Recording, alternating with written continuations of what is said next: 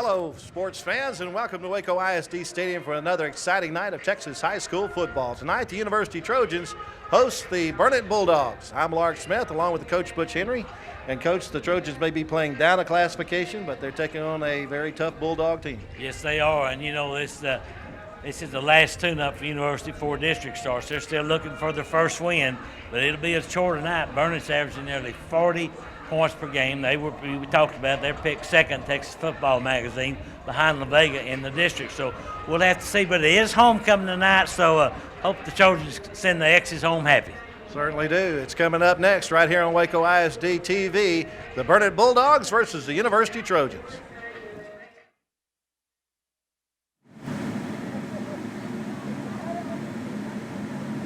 Ladies and gentlemen, tonight we would like to recognize Coach Tom Price as Waco ISD's Coach of the Week. Coach Price coaches the defensive line for the Trojans. We want to thank Coach Price for his hard work and loyalty to our proud school district. We wish Coach Price and the Trojans all the best in the remainder of the season.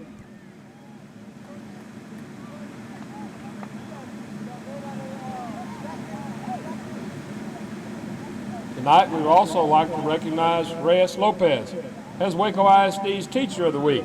Mr. Lopez teaches Spanish for University High School. We want to thank Mr. Lopez for his hard work and loyalty to our proud school district. We wish Mr. Lopez and the Trojans all the best in the remainder of the year.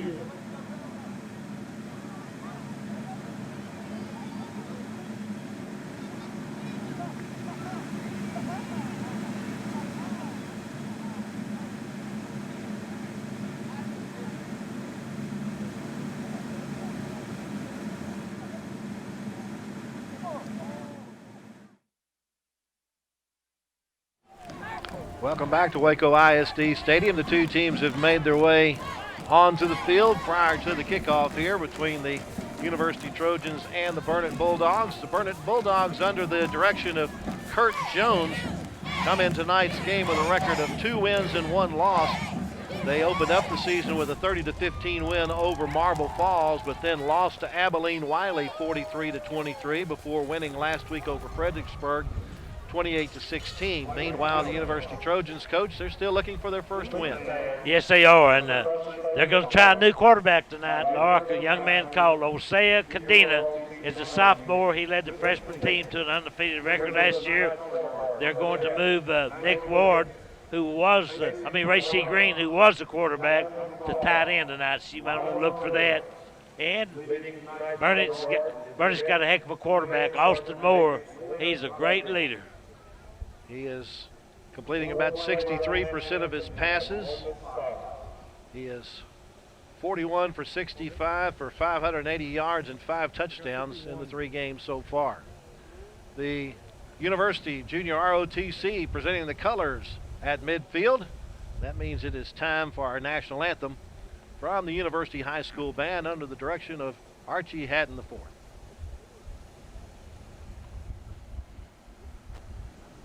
At this time, we are playing national anthem by the University High School Band.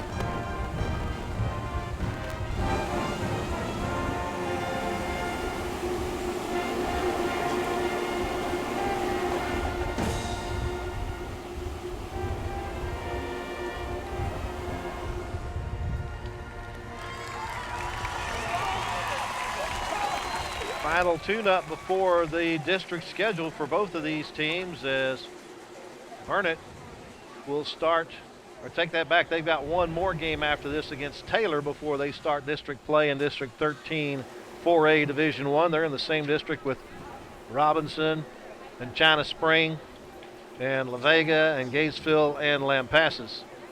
That's a pretty tough district, and from what we read in Texas Football Magazine, Coach, they're picked second in that district. Yeah, they are, but they're going to have a tough chore because La Vega's awfully good, China Springs awfully good, so see one of the university youngsters on crutches down there. That's I do not know who that is, but that's not a good sign. But this is homecoming.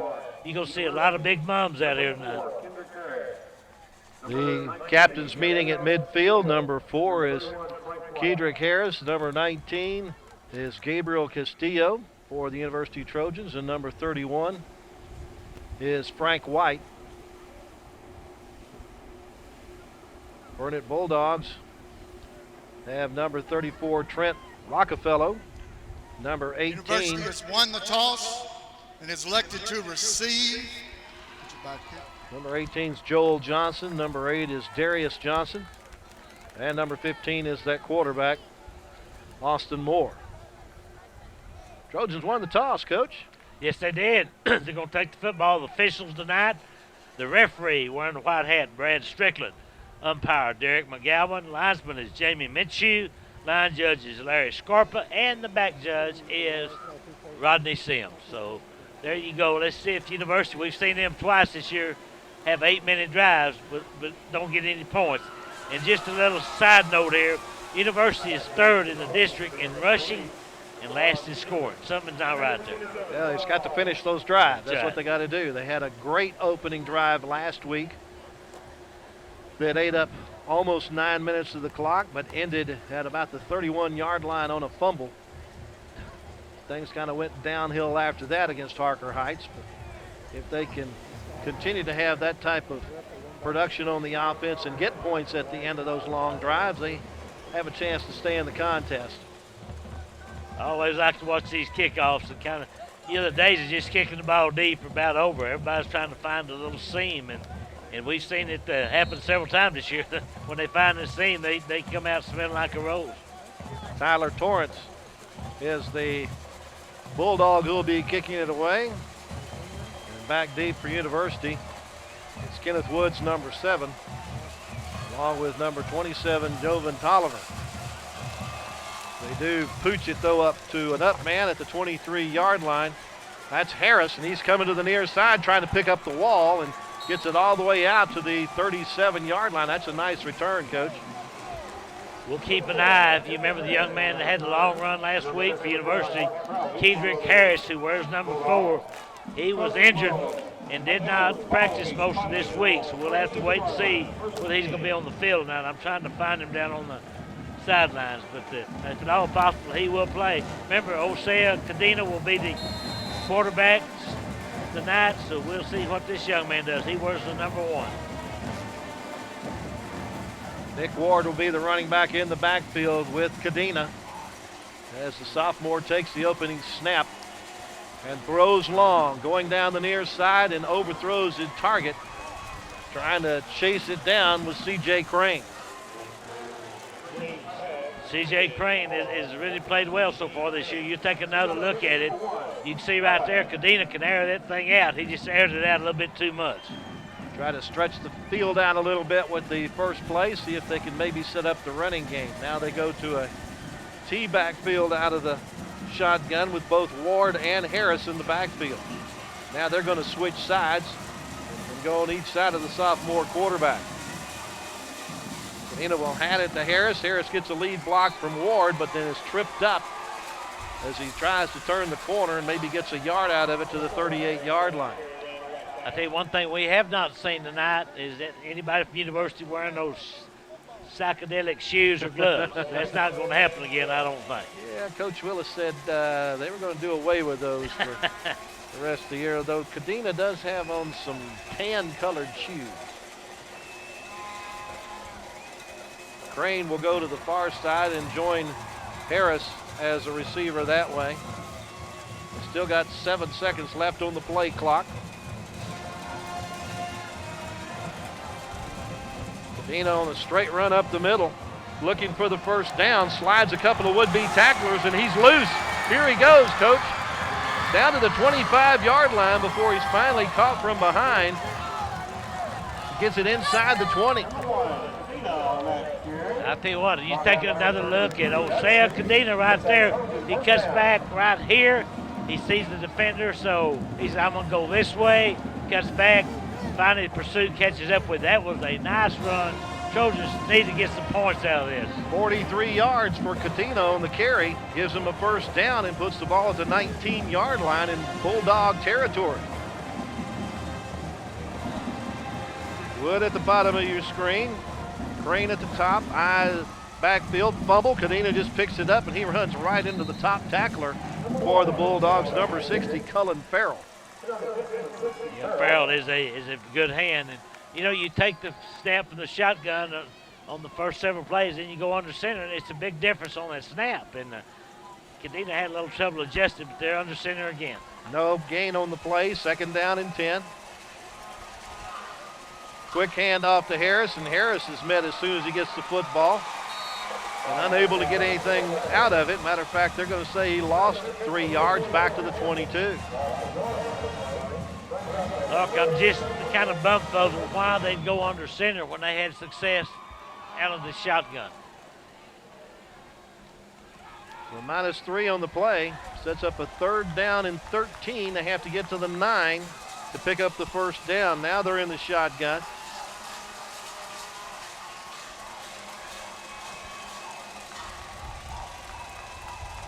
Crane and Deaver are the wide receivers to the far side of the field. Looked like we had motion before the snap. They'll throw the flags.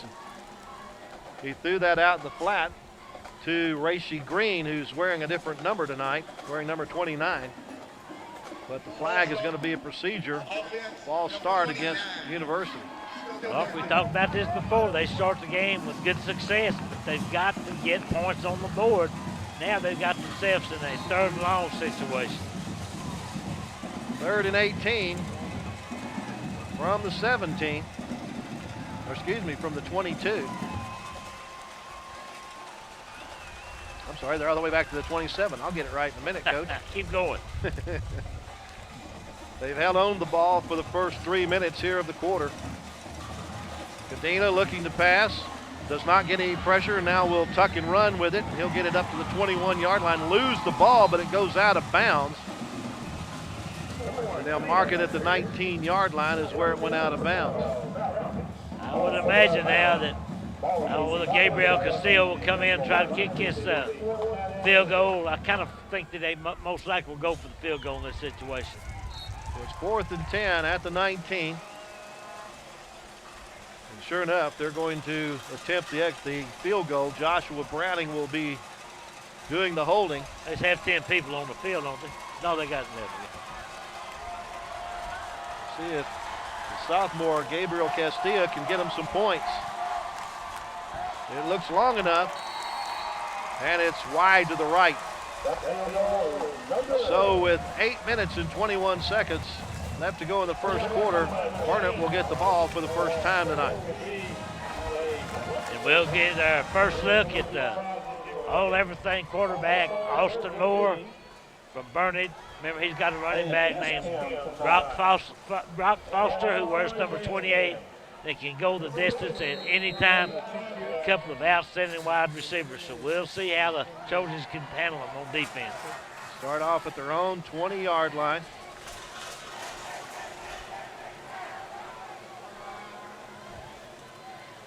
Moore throws and overshoots his target, trying to hit Joel Johnson. Johnson has 8 catches this year for 146 yards and a couple of touchdowns. I think he's a top target for Austin Moore. Just overshot him that time a little bit. Both quarterbacks missed with their first pass attempt in the contest.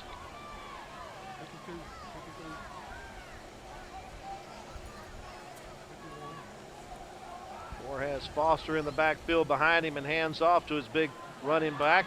He'll only get it to the 20-yard line. Maybe forward progress to the 21, but a good job by the defense to recognize the play. Really nice tackle by Josh Browning that time. You know, Josh played quarterback last year. They moved him to defensive end, and he's really played well this year. Give Foster 1 on the play. Brings up a 3rd down and 9. That's Preston Reeves who joins Moore in the backfield. They put Foster out with the receivers. Straight drop back. Goes to Foster coming across the back of the linebacker core and gets it all the way out to the 45-yard line. Foster just came that time. Just came across the field from the left and made a good catch and really made a nice run, and he's finally brought down by a host of the Trojans. They picked up 14 on the play. Now Reeves carries the ball. Sorry, maybe that was 24 a minute ago on the pass to Foster. So, see, Austin Moore's a good operator back there, young man. They list him at 5'11". I think he may be a little bigger than that. get into University territory to the 49 after the 6-yard pickup by Reeves.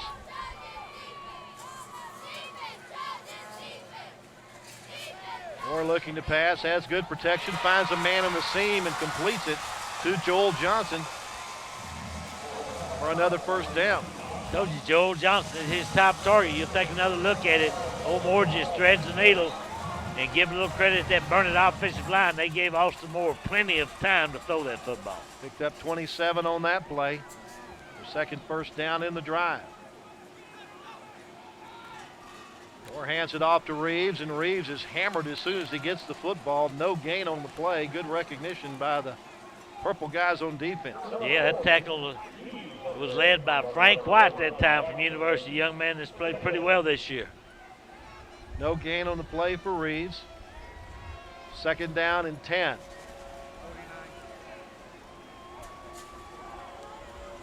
Three receivers to the right.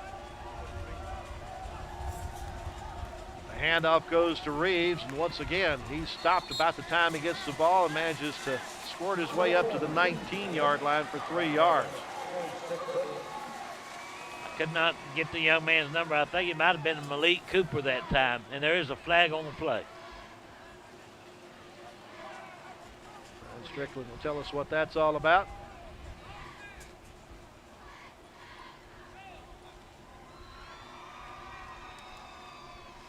Got unsportsmanlike conduct, number 47 on the defense. That is his first unsportsmanlike conduct. I hate to tell you, Coach, but I don't have a 47 on my roster, but I see one out there. You know what? I don't either. So whoever it is, he probably didn't want his name called anyway if getting that unsportsmanlike conduct. See, that's the kind of stuff you cannot tolerate. So it brings up a 1st and goal at the University 9-yard line. Moore looking to pass under pressure and is sacked. Frank White gets to him in a hurry. Frank White came on a blitz that time, and that's one thing you got. I've always said that the best pass defense is a good pass rush, and that time Frank White was Johnny on the spot or Frank on the spot. Moves it back to the 17-yard line, a loss of 8 on the play. 2nd down and goal. Moore looking to pass. Pocket collapses on him, but he is able to complete it to Kel Wynn inside the 3-yard line down to about the 2. Somebody tattooed Austin Moore that time. As soon as he released the football, I'll tell you who it was. It was Malik Cooper again. He got there and hit him right when he released the football, but nice pass, nice catch. Picked up 15. It's 3rd down and goal from the 2. Go with 2 running backs in the backfield.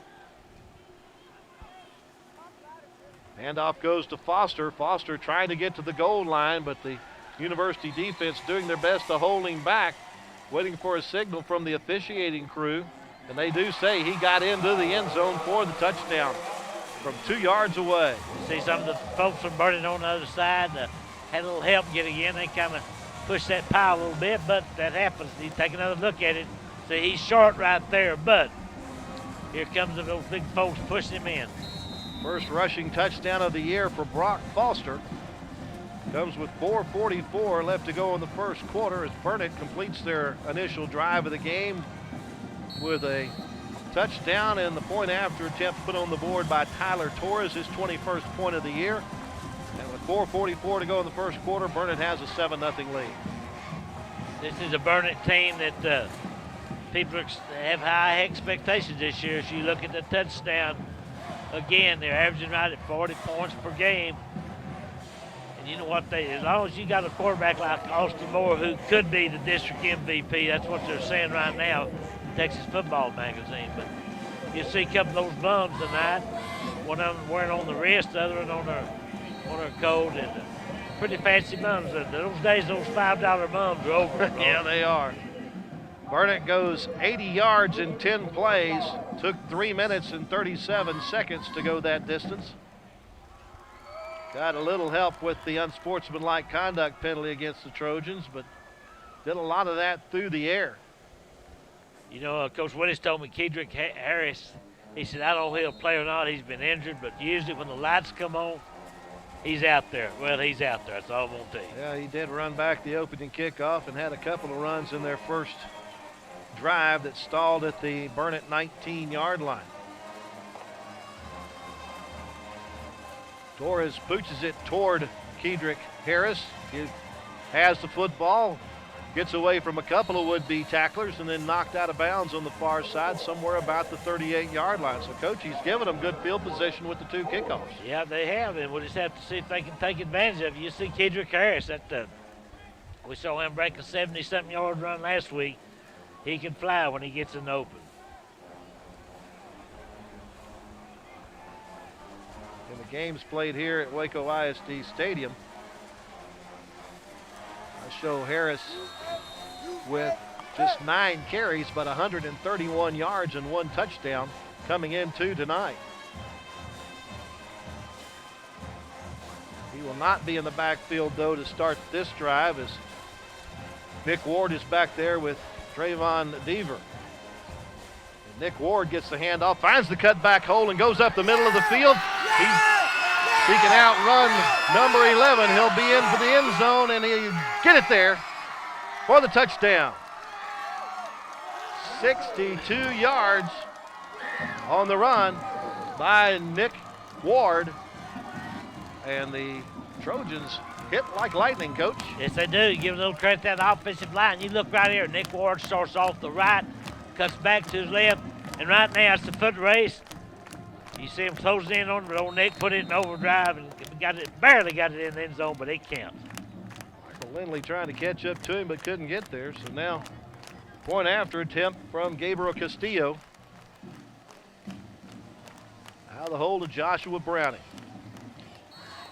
And it is no good. It's wide to the left. So with 4:26 left to go first quarter, our new score is Burnet 7 and University 6, thanks to a 62-yard run by Nick Ward. Here it is again. Look at that hole. That offensive line did a great job that time. And right here, it's just a foot race, and Nick outruns the secondary to get in the end zone. It's a shame they missed that extra point. That certainly couldn't come back to haunt them. An 18-second drive, Coach.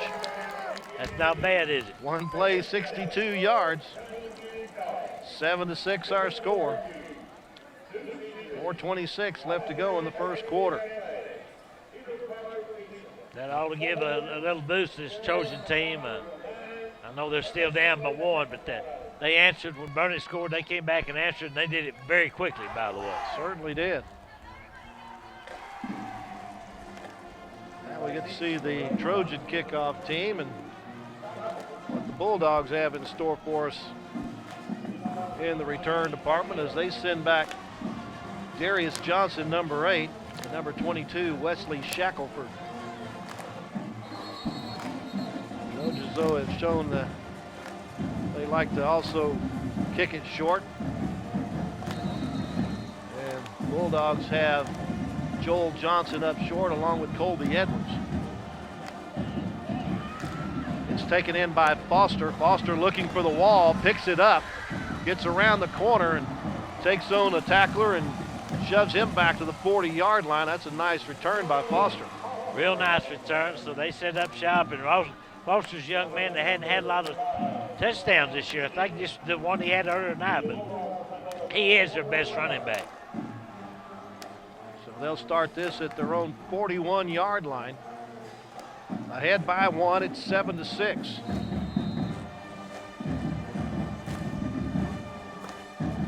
Or we'll go with an empty backfield. 2 receivers to the right and 3 to the left. Looking to his right, throws in and out of the hands of Wynn. Just a quick look in to Wynn, and Wynn couldn't hold on to it.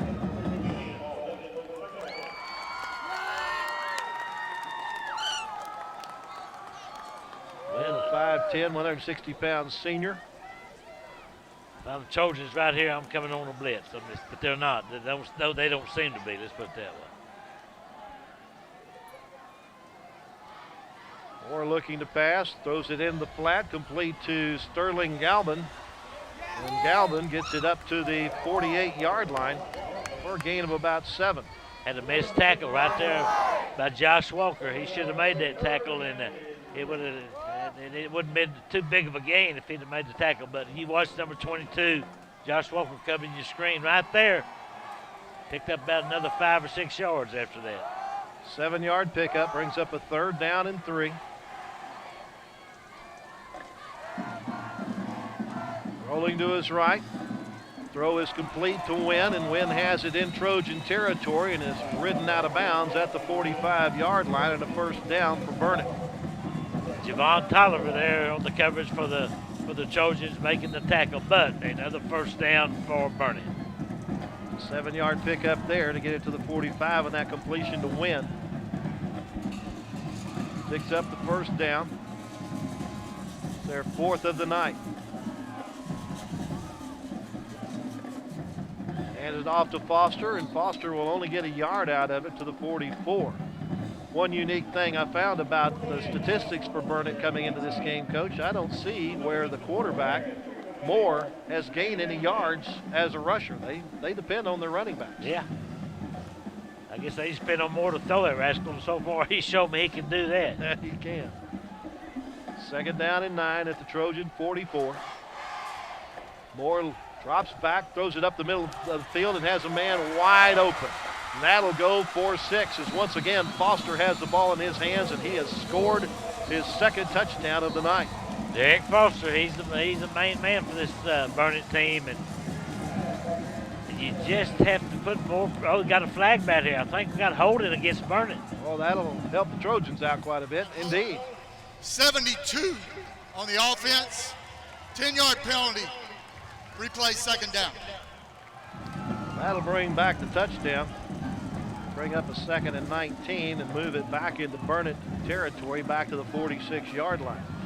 This does bring up, there's Coach Willis right there said, boy, we needed that. So this brings up a 2nd long situation. I would imagine they're thinking about throwing the football. A blitz wouldn't be bad, because if you give Austin more time, he can pick you apart. Certainly can. Wynn will be the receiver at the bottom of your screen. Galvan, the receiver at the top.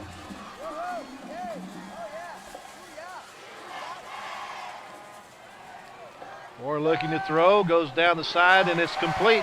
This time to Joel Johnson, and Joel Johnson will tightrope the sideline and get into the end zone for the touchdown from 54 yards out.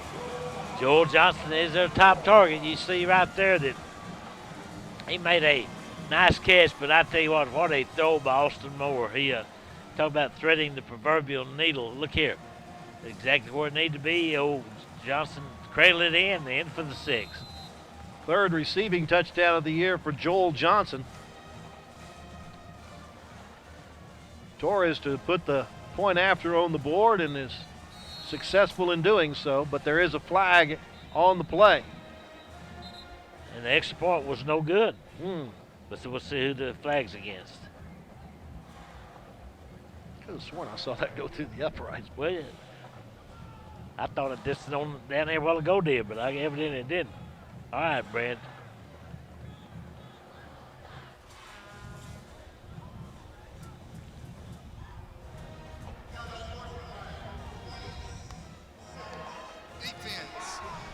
distance to the goal, replay the try.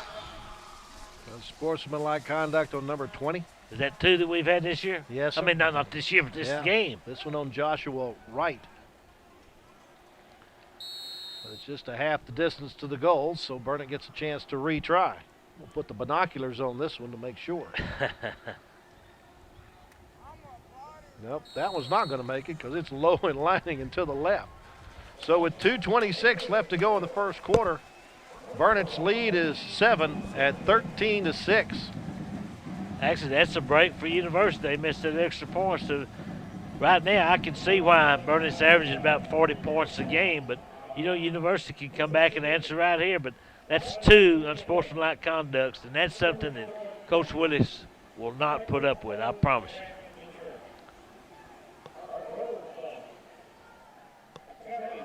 5 plays and 59 yards for the Bulldogs in 2 minutes on that drive. They've scored both times they've touched the football. I don't think I've ever been to Burnet. Have you? I have been through Burnet several times. Yeah. But I don't know that I've ever stopped in Burnet for any length of time. Even if there's a red light? I think I stopped at the McDonald's once. I guess they have a red light in Burnet. They do, yeah. Matter of fact, last time I was going through Burnet, they were resurfacing the street at the red light there on the highway. They got a red light in Valley Mills, I think, so they ought to have one burning. I thought they just had a flashing light in Valley Mills. Is that what it is? Tank will know. Does it always flash yellow? Yes, it's a yellow flashing light. Okay. In Valley Mills. That's all right. Yeah, there's 2 of them. Yeah, I there's 2 thought of maybe flash their school colors or something, green and gold or whatever they are. Here's the ensuing kickoff. It's going to go a little bit deeper this time. Deaver takes it in at the 8-yard line. Takes it up the far sideline, but gets hit about the time he gets to the 21.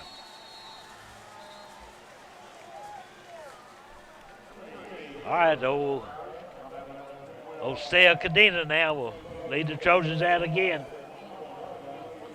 Well, so far he has definitely been a spark for the offense.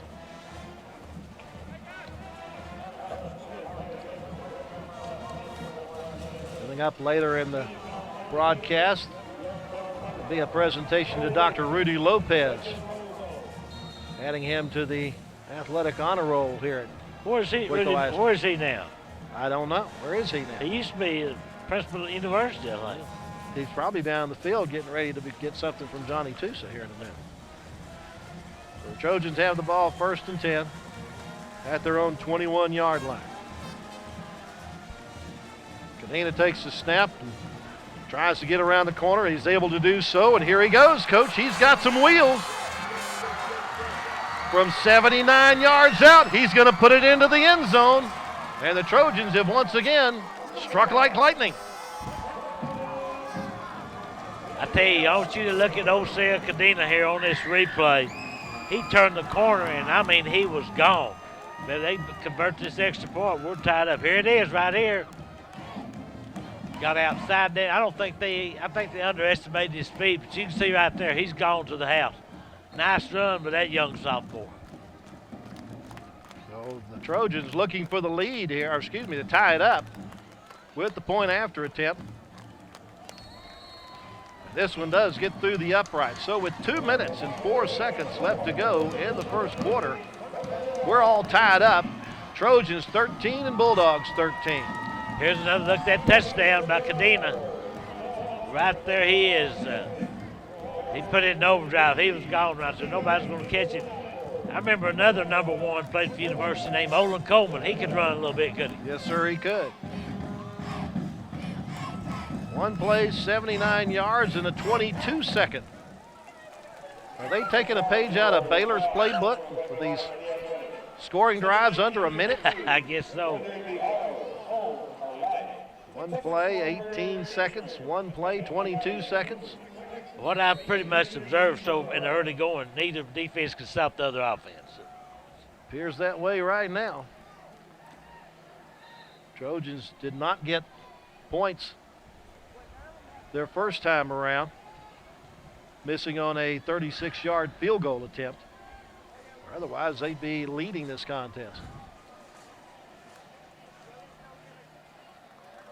Right now, they're going to have to figure out some way to stop the passing of Austin Moore because he's having receivers wide open. I guess they're running man coverage back there, but it's really been a tough situation to control this passing game. Pop-up kick. A fair catch made at the 36-yard line by Reeves. Or excuse me, that's number 10, not 40. That was Colby Edwards, the backup quarterback, who made the catch. And that'll give Burnet the ball at their 46-yard line. Excuse me, 36-yard line. I'd be willing to bet Colby Edwards won't log a lot of time at quarterback tonight.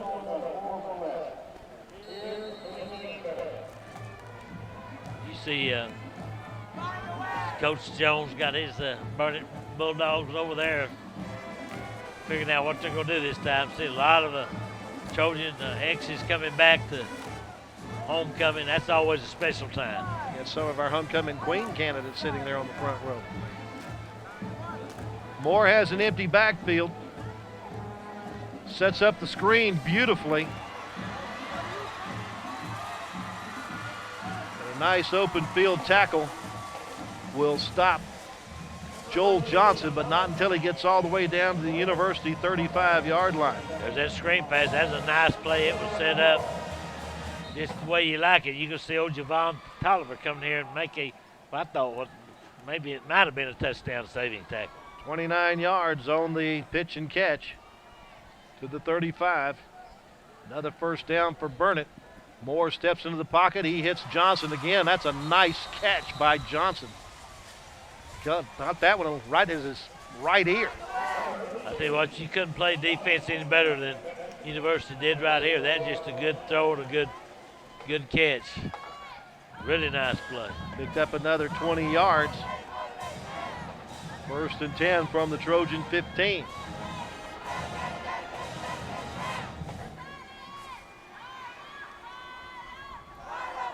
Moore changing the play now. They still got 17 seconds left on the play clock as they look over to Kurt Jones and company for the new play.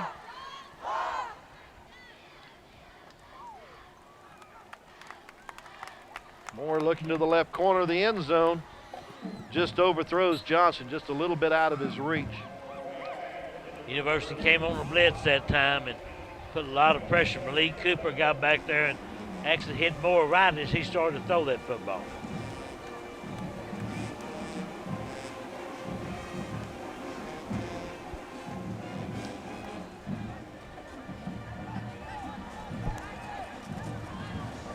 So the incompletion brings up a second down and 10.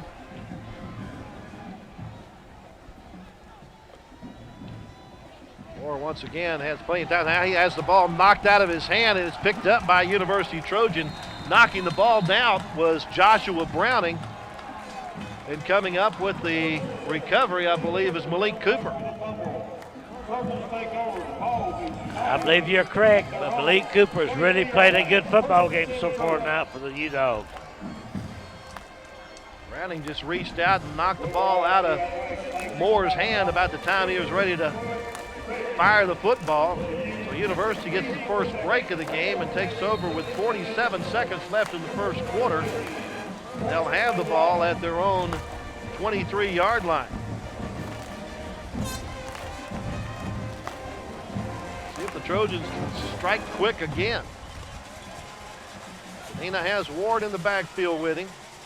Ward takes the handoff, finds the cutback lane. Tries to let some traffic go by, but he's finally stopped after a 2-yard gain up to the 25-yard line.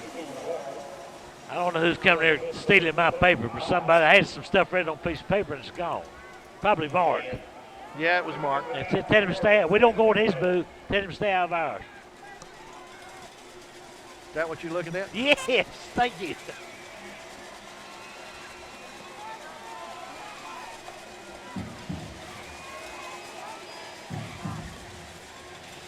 Looked like the Trojans may let the game clock roll down to the end of the first quarter here before they run another play, because they'll have,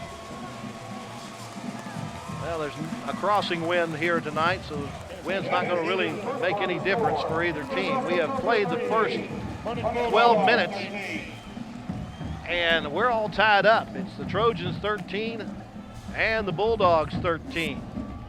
Going to have a very special presentation here between the quarters as the athletic director for the Waco ISD, Johnny Tusa, is headed out toward the hash marks to make a presentation to Dr. Rudy Lopez.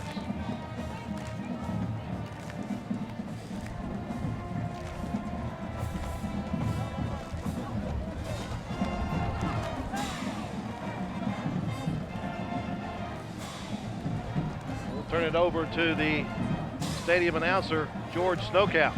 Mr. George Snookhouse. Mr. Ladies and Hughes. gentlemen, please focus your attention to the 45-yard line, where tonight we honor Dr. Rudy Lopez, the Waco ISD Athletic Department's newest Lifetime Athletic Honor Roll inductee. Accompanying Dr. Lopez is his wife, Alice, his daughter, son, son-in-law, and grandkids. Dr. Lopez served 24 years with Waco ISD, which consisted of 9 years as University High School principal. Dr. Lopez graduated from Waco High School in 1966 and holds a bachelor's, master's, and doctorate degree from Baylor University. Dr. Lopez has impacted thousands of lives in Waco ISD, especially those who participate in extracurricular activities. Presenting the plaque tonight is Waco ISD Athletic Director Johnny Tusa. Please help give us a warm welcome to Dr. Rudy Lopez as we proudly place his name in our newly created Lifetime Athletic Honor Roll.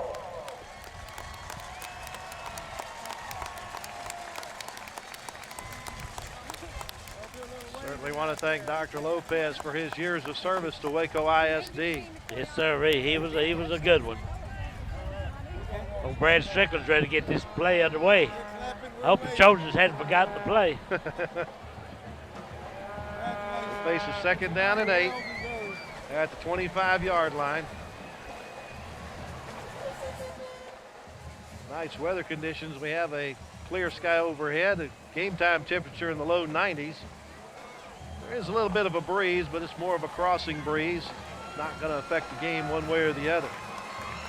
Trojan offense urging the homecoming crowd to the near side to get a little pumped up. Medina hands it off to Ward. Ward follows the block of Harris, but can't get around the corner. Ends up with no gain on the play. That was a nice tackle that time by Mason Campbell from Burnet. And Ward just could not turn the corner. So this is a 3rd and long situation. I may run this zone read with old Cardenas again. It's been pretty good for him. Certainly has been.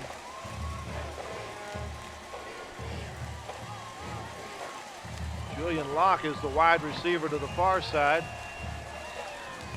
Cadena on the zone read is going to get hammered as he gets a couple of yards out of the play before Cullen Farrell fills up that hole.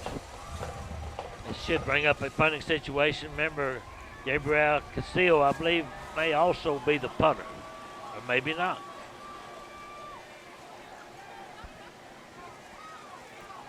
That's going to be Racy Green going back to do the punting.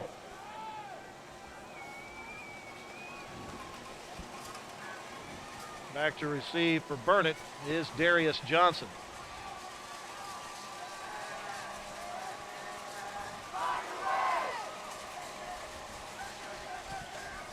Green gets away a low liner that takes a hop over Johnson, goes all the way back to the 15-yard line inside the 15.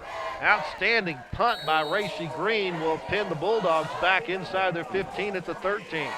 That was a good punt that time. Now University has a little field positions. Burnet's got to go a long way, but remember, they got that young man named Austin Moore at quarterback. Good look at some of the Trojans out there now wearing those camouflage T-shirts, looking good. Some of them got their face painted, all kinds of stuff.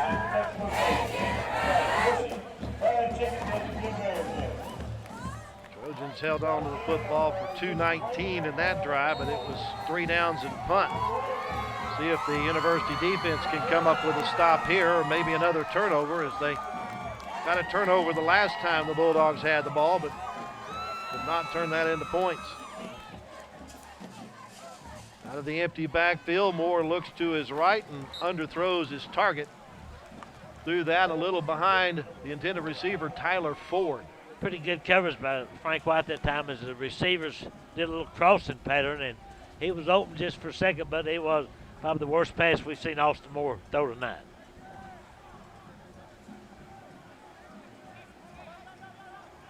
Every Burnet drive, the first play has been a pass. It's been incomplete. Throws a tunnel screen here, and that's in and out of the hands of the would-be target as Colby Edwards can't hold on to it. University's very fortunate because if he'd have caught that ball right there, he had a lot of green grass ahead of him, or green turf, whatever you want to call this stuff. A lot of green, let's put it that way. There you go. Now this is a 3rd and long. You got to think, I know when you blitz, it causes you to have man coverage, but you've got to put pressure on Austin Moore. Reeves is the running back in the backfield with Moore. And apparently we have motion there. Is it Flag Day, Coach? Everybody saw that. Yep. False start. Offense, number 55, illegal snap. 5 yard, replay 3rd down. Lark, you remember when they used to say there's a red flag on the play? Yes, sir, there was red flags back How there. long has that been a yellow flag? Probably about 25 years. Okay. I almost got the Trojans to jump offside. Moore looking over to the sideline as the play is being changed. Play clock is down to 10.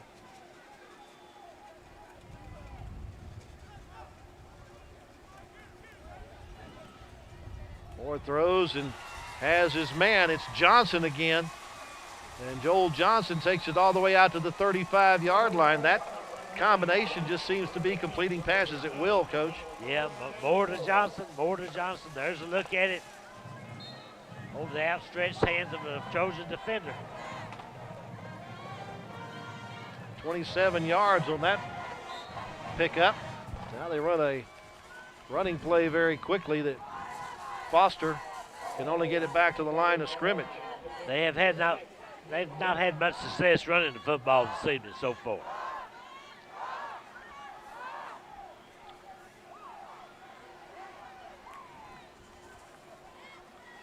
Second down and 10 from the 35. Right now, we have Moore 7 of 14 passing for 210 yards. Getting rushed from the far side, gets out from underneath it. Now on the scramble and the run, he throws to win at the 45-yard line. He'll have the first down and get it barely into Trojan territory across the 50. University came on a blitz that time. They should have had more sack, but he got away from them and picked up the first down. Actually, that was Cal Bond who caught the ball. Here they come right here. Had 2 missed tackles, and the rest is history. That's 16 yards on the play. They're at the University 49-yard line.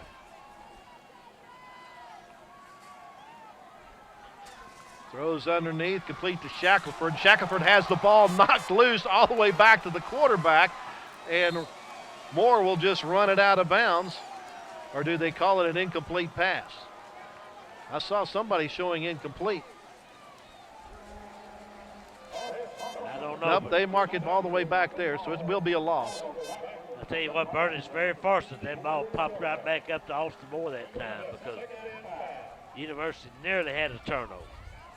I tell you what, they're going to pass the ball more than they're going to run it. I can tell you that right now. 2nd and 14 after the 4-yard loss. They're back to the Burnet 47-yard line. Moore with the bad snap will have to eat it. He goes down under the rush of Nick Ward. If you remember, Nick Ward last week did not play defense. They're trying to rest him because he was a running back.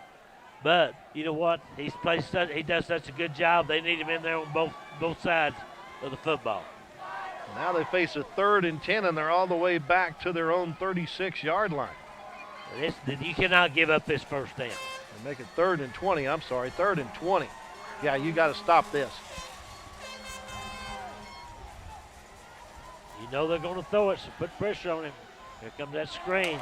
And they fill that screen quite well as Reeves is knocked away from the football, and a great play by Malik Cooper. Yeah, Malik Cooper, that young man has been all over the field so far tonight for University, so the Trojans hold, they should get the football back. So first punt of the night coming from Burnet. C.J. Crane is back in the long safety position for University. Tyler Torres, the sophomore, does all the kicking for the Bulldogs. Apparently the Bulldogs don't have enough men on the kicking team. They were close. Gallardo has to join in. With the rugby punt, it is away. It's a low liner that takes a Burnet bounce. And will roll inside the 30-yard line down to about the 28. 7 minutes and 52 seconds left in the first half. Trojans have the football, and the game is tied at 13 apiece. All right, let's see what old Saya Cadena can do now at the quarterback for the Trojans. He's so far tonight, I've been really impressed with the youngster. He's thrown the football pretty well. He's run the football very well. I'll say. Took off on a 79-yard touchdown run. The other touchdown for the Trojans, a 62-yard TD scamper by Nick Ward.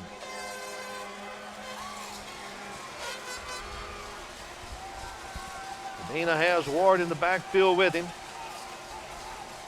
Fakes the handoff. Tries to cut back inside with a nice spin move. He keeps on his feet and gets all the way up to the 34-yard line thanks to second and third effort. He made 5 more yards he should have made that time. He really has a night. Watch this right here. He's hit, spins out, goes forward, hit again, spins again, falls forward again for about 5 yards, maybe a 6-yard gain. Second down and 3 from the 47.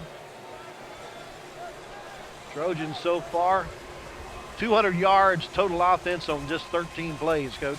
That's not bad average. That's a lot better than what we've seen up till now. Yep. Ward and Harris stacked in an eye behind Cadena. They hand the ball off to Harris, and Harris is met about the same time he has the football. Bringing him down was Drake Hall. You know what I'd do with that quarterback under center? I wouldn't run that again tonight. That's all I'm telling you. I'm pretty They've run sure it 3 you times, and it said, just don't run it. Lost 2 on the play. Back to the 32 to bring up a third down and 5. Cadena came to the sideline to get the play.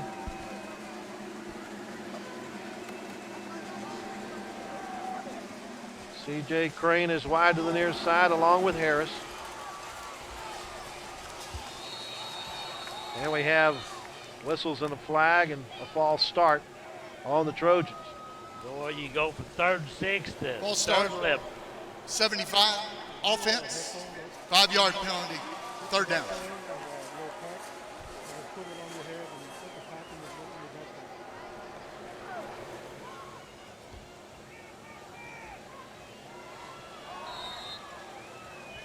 Now you got Kendrick Harris back in the game right now.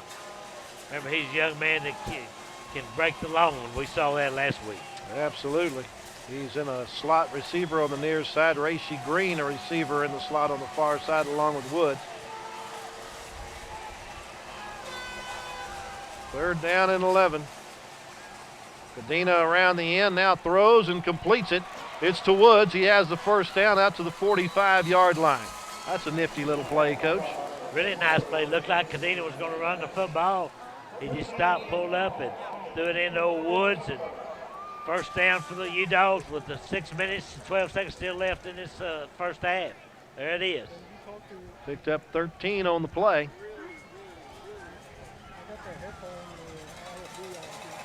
6 minutes left to go in the first half. The Trojans trying to take the lead for the first time.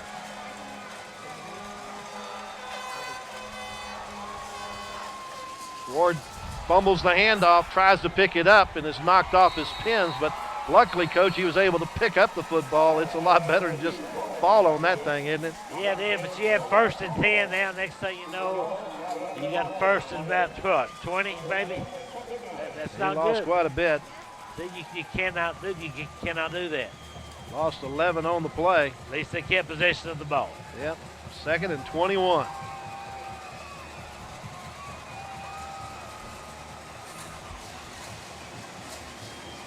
Check with Keith Willis and company on the near sideline as the play clock rolls past 6. They do get the play off. Low snap. Kadena under pressure will tuck it and run. Gets around the corner and will be knocked out of bounds at the 43-yard line. Picked up 9. Yeah, he picked up about half of that nearly, so that was a bad snap, so he's lucky he picked that thing up. You see Cadino that time. He made a silk purse out of a sow's ear on that one because he could have lost shorties. 5'8" and 165. He's a tough little customer. Just a sophomore. Getting his first start at quarterback for the Trojans. Faces a 3rd down and 12. 2 receivers to each side. Keeps Ward in the backfield with him. And now we got another false start. Or did we have timeout call? I believe Keith Willis called a timeout on the sideline. Delay a game. Nope. Offense. 5-yard penalty. I think the play clock is down to 0, Lord. That's what it is. Now it's running again at 20, and they ain't even got the play in, so we'll see. How many seconds are supposed to be on that clock, Coach? It depends on the situation. It's supposed to have been 25. Now they started it over. Yeah, they reset it. 3rd and 17. Back to the University 38-yard line.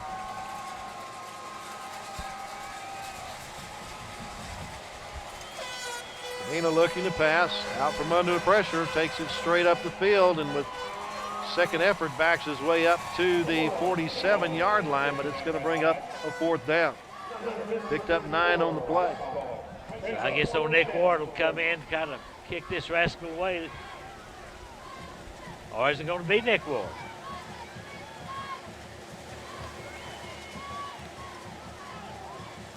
No, it's not. No, it's Racy Green. Yeah, Racy Green. My bad.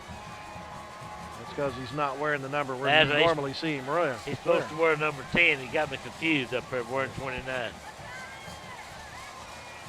Darius Johnson waits for the punt. Takes it at the 20. Gets by the first man, but not the second one. Nice open field tackle by Devontae Wilson. I tell you one good thing about this Trojan football team, only 7 seniors on the roster. They got a lot of youngsters that are gaining a lot of experience, which bodes well for next year, I would think.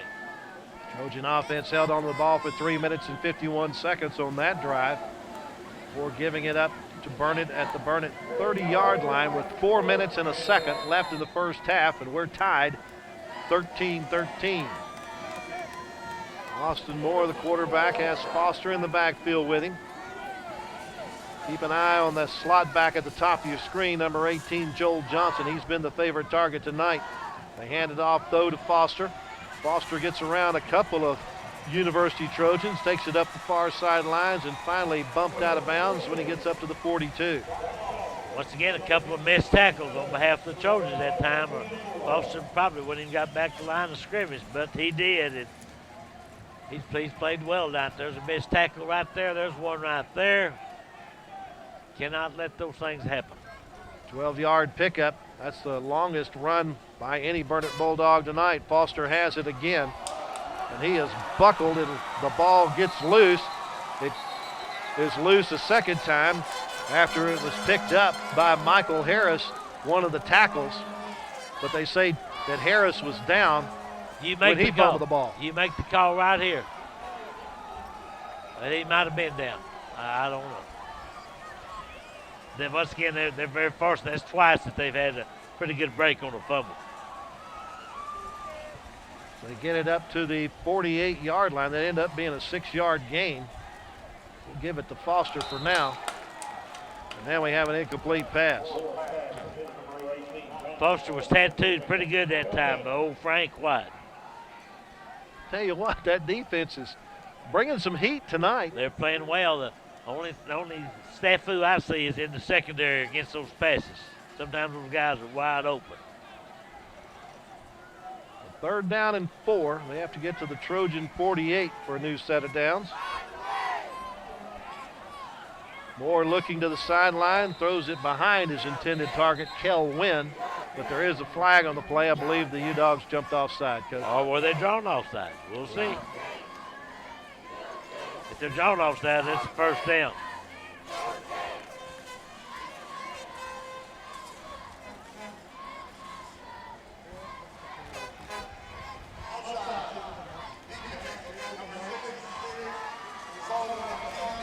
Pick up the 1st down by way of penalty and move it into University territory to the 48-yard line.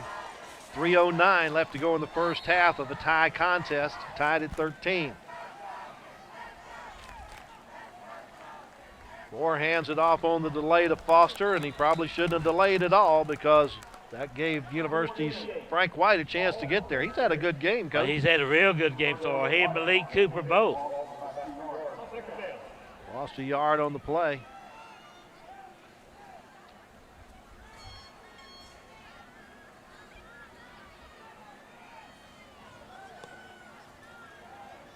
Second down and 12 at the 49.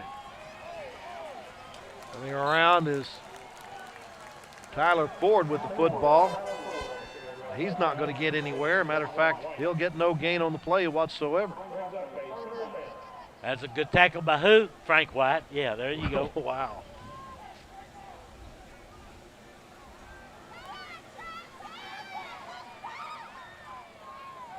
Got all kinds of halftime activities coming for you here at the break.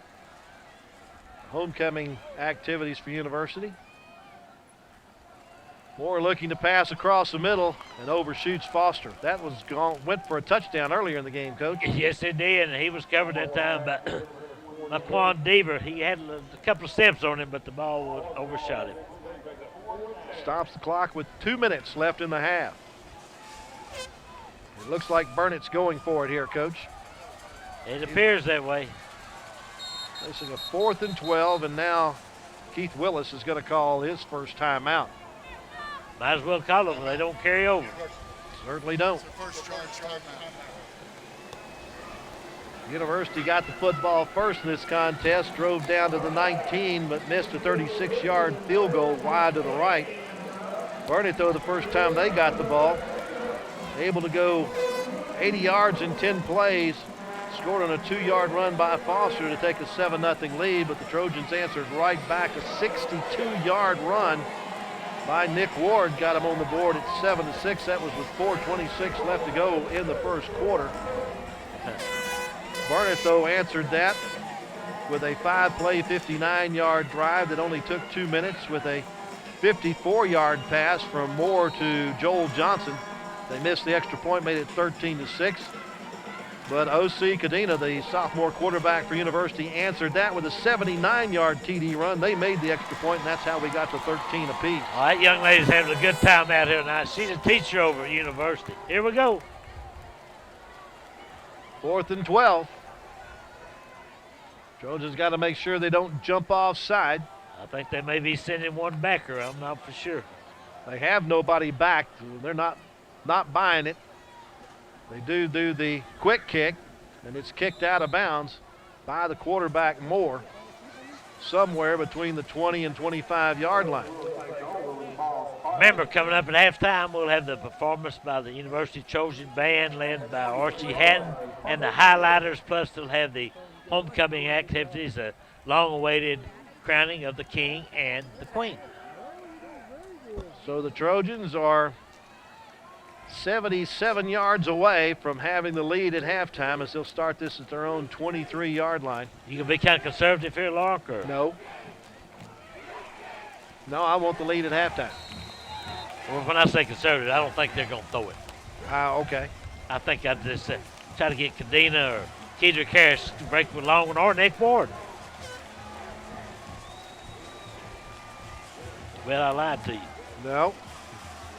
He looked for the pass, but it wasn't there, so Cadena quickly tucks it and gets all the way up to the 29-yard line for a 6-yard gain. Remember, University unofficially still has 2 timeouts remaining. We'll see if they use them before the half or not. 2nd and 4.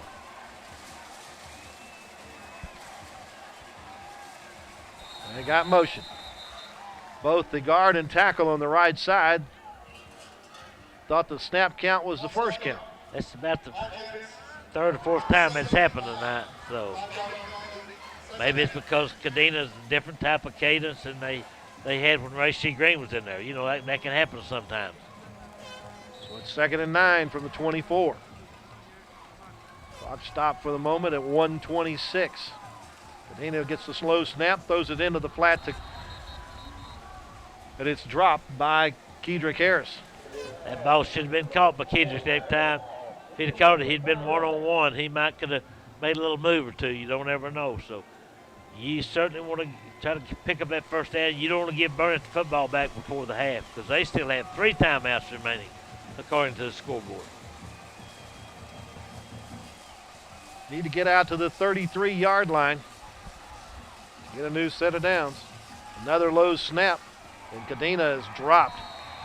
I mean, you think Burnet knew the play as quickly as Trent Rockefeller got in there. He rocked the fellow, didn't he? Yeah, and it makes it easier when the ball hits the ground on the snap. That's not good. So Burnet did call one of their 3 remaining timeouts. They're down to 2, but there's 1 minute and 12 seconds left. So I tell you, Racey's going to have to come in here and kick one of those 70-yard punts again. Facing a 4th and 16 all the way back at their own 17-yard line.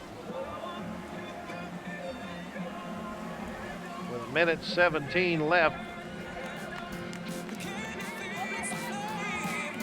Oh, this is a kiss game. Yes, sir, Reed. Oh, yeah. Oh, that little gal's getting down. She's boogieing now. Kiss cam, there you go. He said, oh, not me, not me. Not happening tonight. Thank you very much. Hey, that was my sister. I didn't want to do that. You know? Well, that's what we got going on here right now at 13-13, isn't it? The sister kisser? Yeah, that's exactly right. Back to football. You don't have got to have a good snap. You don't get this rascal blocked.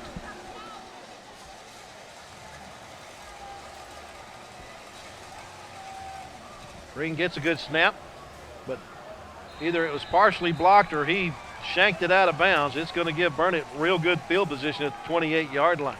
I think that ball, we can take another look at it maybe. I think it might have been partially blocked, Larkin.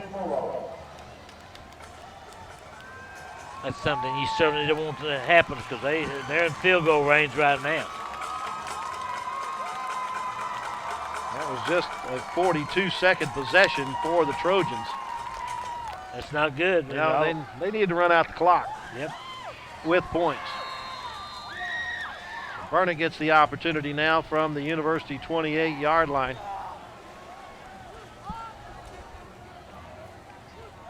Joel Johnson's lined up as a tight end to the left of the formation. And they go to him to the 10-yard line. Pickup of 18 on the play.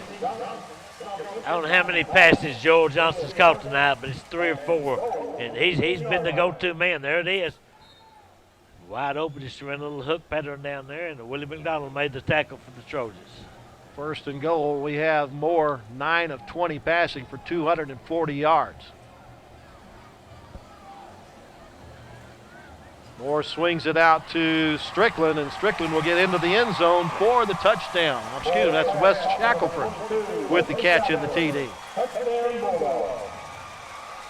Here you take another look at it, and Austin Moore threaded the needle, and University had all the momentum going. They had the football, going to try to run out the clock, and they had a couple of penalties, and next thing you know now they're down 19-13 with extra points still to come.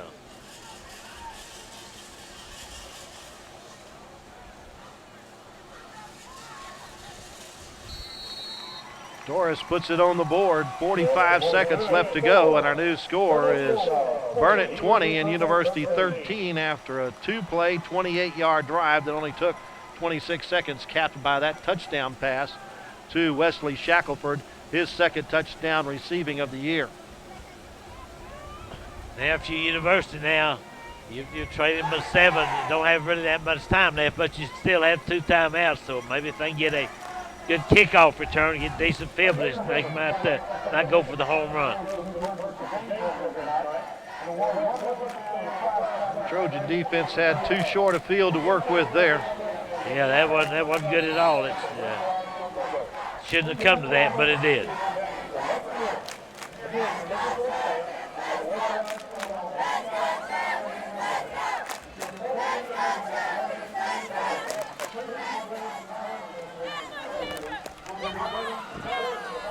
Remember halftime, Archie had got the University Trojan band warmed up, highlighters, and have homecoming activities. And I see Dr. Bonnie Kane down there. I see Johnny Tusa. I see Rudy Lopez.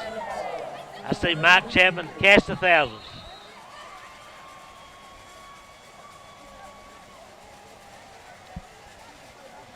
Kedrick Harris, the up man on the near side. Nick Ward, the up man on the far side if they decide to kick it short.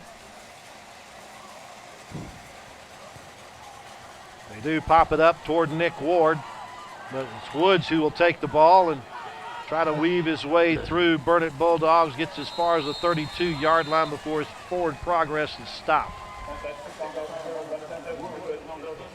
The Trojans going to try to find some way they can get some points on the board before halftime. Need to have a better drive than the last one. They've got a couple of good receivers. They got C.J. Crane out there. They got Kenneth Woods. Both these guys can carry the mail if they can get it to them.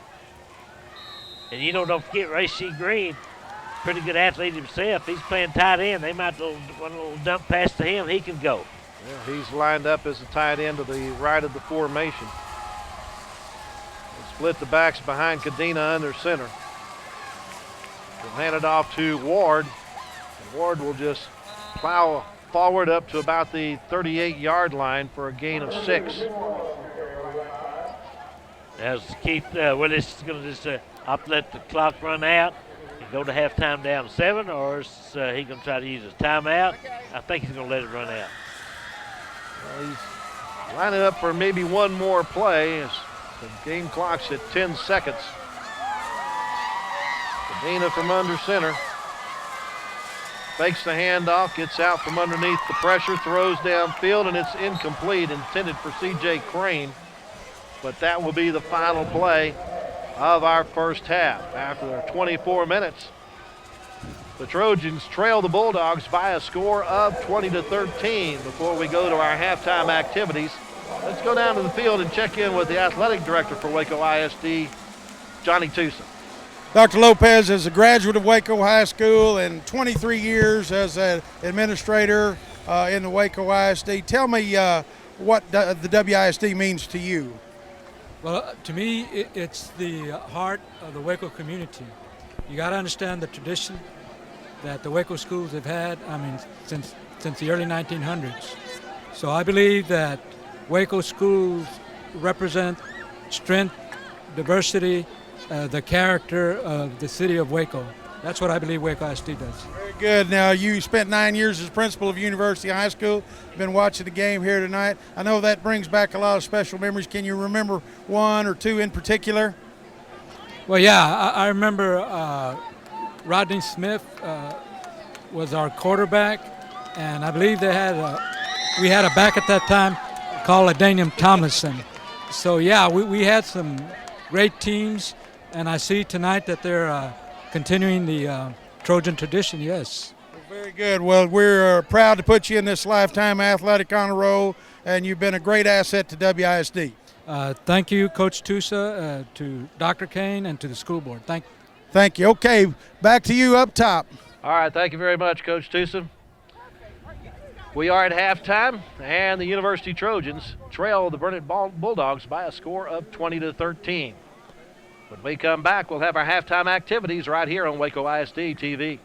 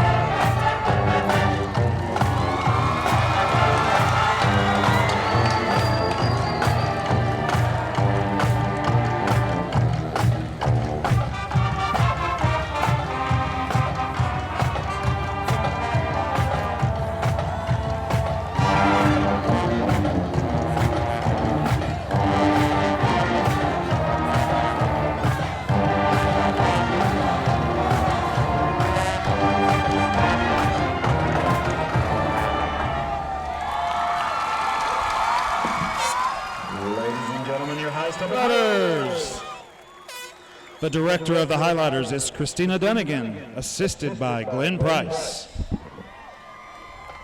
And now, get ready for your jamming band from Trojan Land, the University High School Mighty Trojan Marching Band. Your drum majors are Senior Drum Major Dakota Turner and Junior Drum Major George Perez. The Mighty Trojan Band will perform a selection from their UIL marching show entitled Biorhythm, which tells the story about a young man's life from birth to adulthood. The selection they will perform for you this evening is a custom Ward Miller arrangement from Bobby McFerrin's album Vocabularies entitled Wailers, which depicts a newborn being welcomed into the world.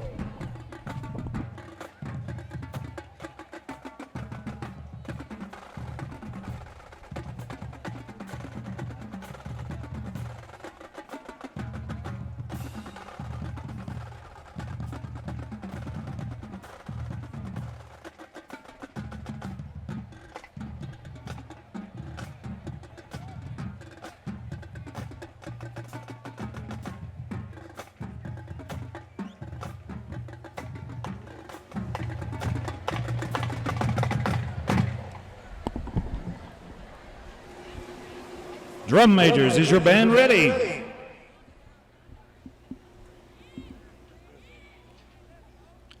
And now, enjoy your halftime performance.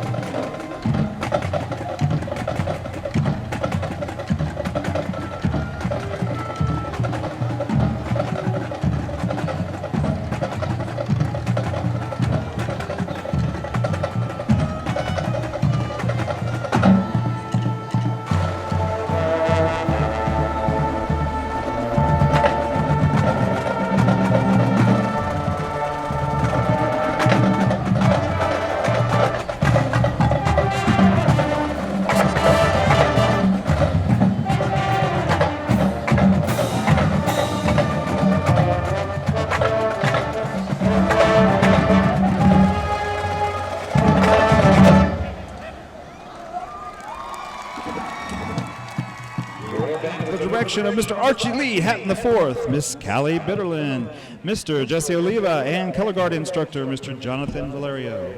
Assisting the band are the woodwind specialist, Mr. Zachary Kane, brass specialist, Miss Stephanie Rusnak, and percussion specialists, Mr. Andrew Vowell and Mr. David Dernier.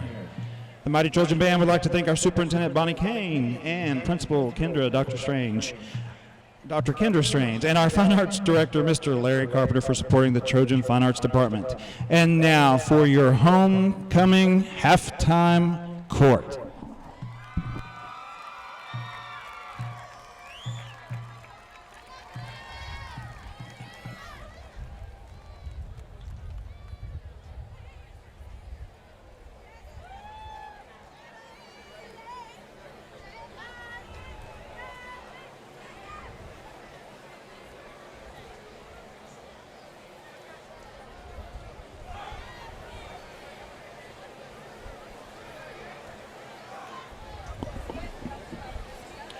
Good Good evening and welcome to the 2015 University High School Homecoming Court presentation and crowning of our King and Queen.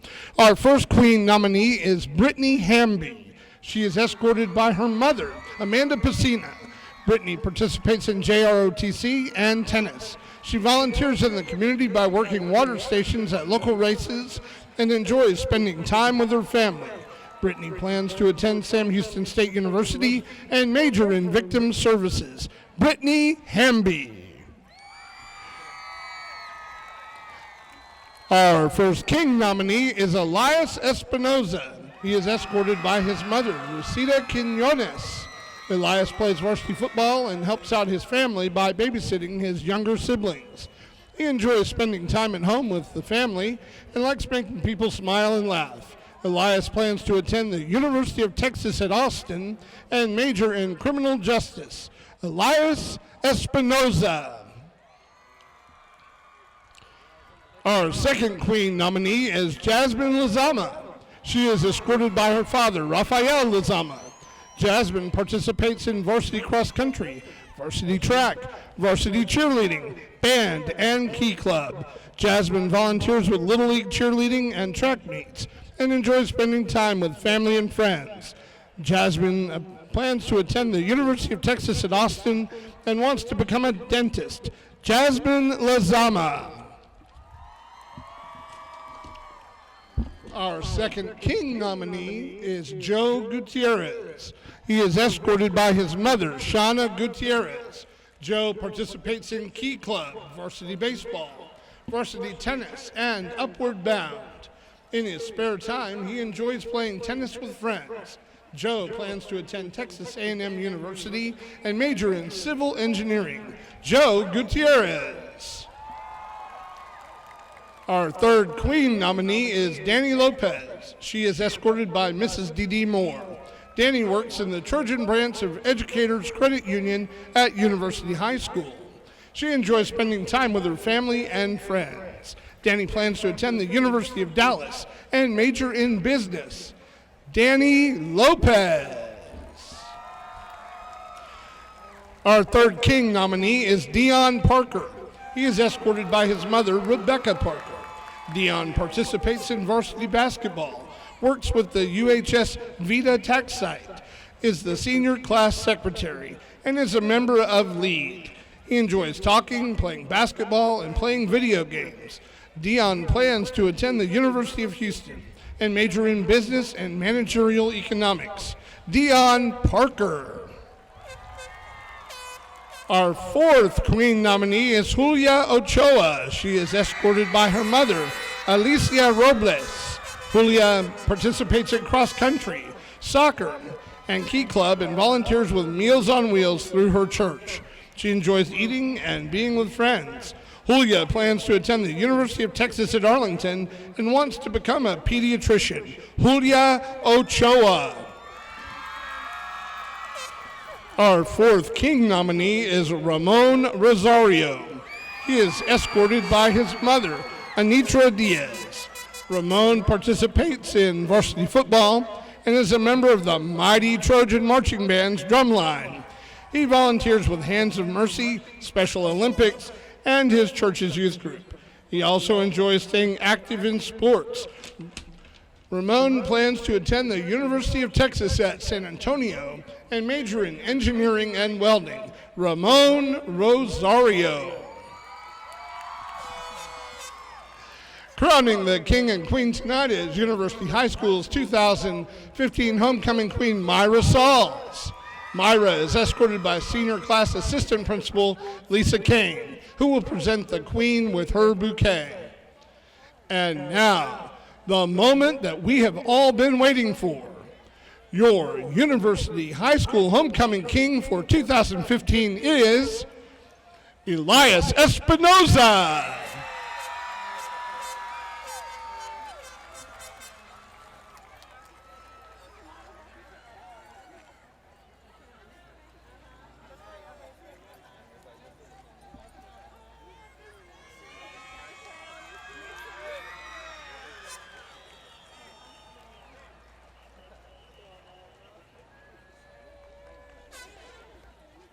Congratulations, Elias.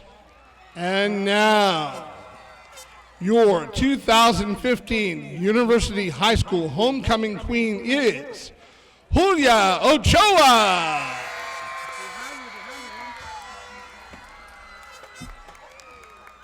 We would like to congratulate our homecoming court, king and queen. Congratulations, Julia, and to all of you who were in the homecoming court this year. Thank you, Trojan fans, and have a great night.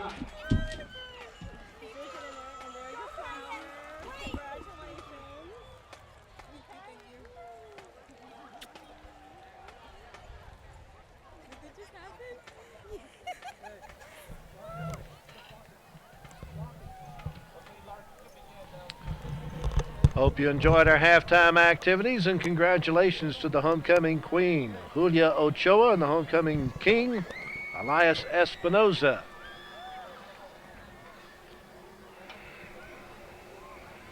About ready to get the second half of action going here. The Bulldogs from Burnet lead University by a score of 20-13. Time of possession has been fairly even. The Trojans had the football for 4 seconds less than Burnet in this first half of play. So Burnet has picked up 11 first downs to just 5 for University. Total yardage is not that far off. Burnet with 257 yards to 223 for University. Most of University's has come on the ground.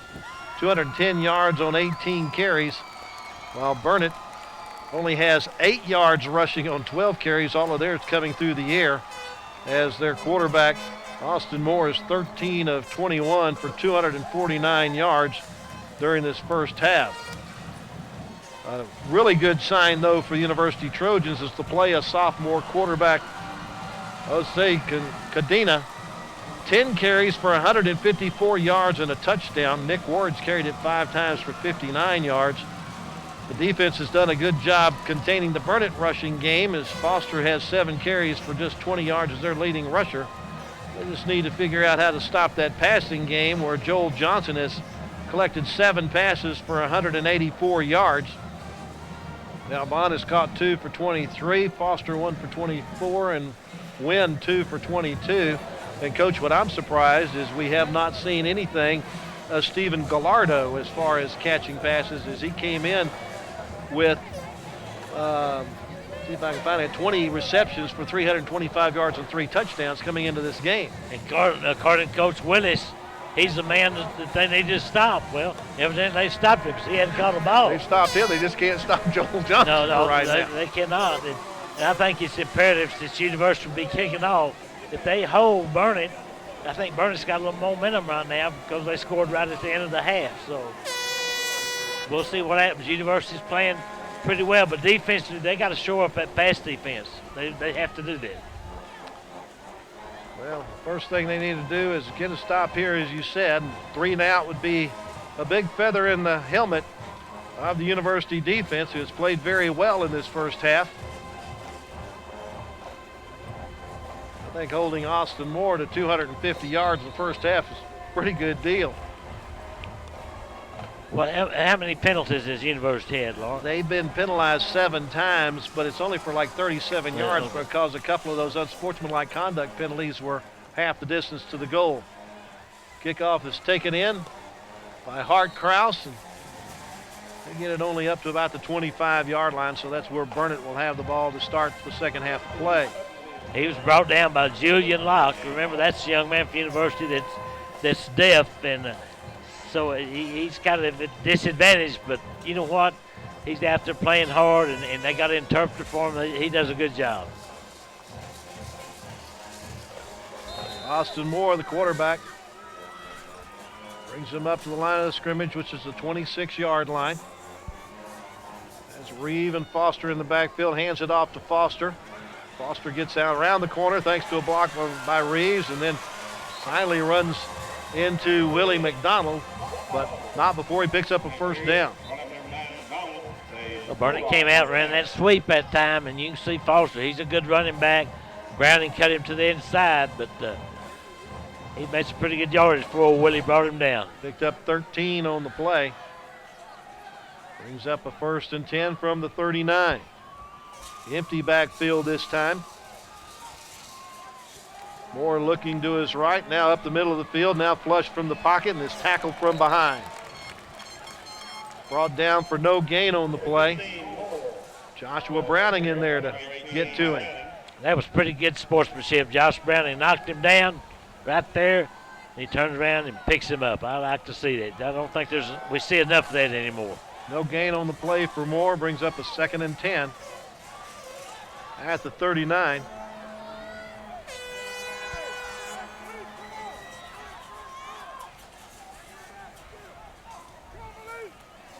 Moore looking to his right, throws under pressure to Foster underneath, and Foster gets it up into University's end of the field and fights through a tackle and takes it all the way down inside the 40-yard line. I don't think that Josh Walker knew who had the football that time. University defender. Don't you look at number 22 right there. He went right by him. But I'll say this, Foster's a good hand.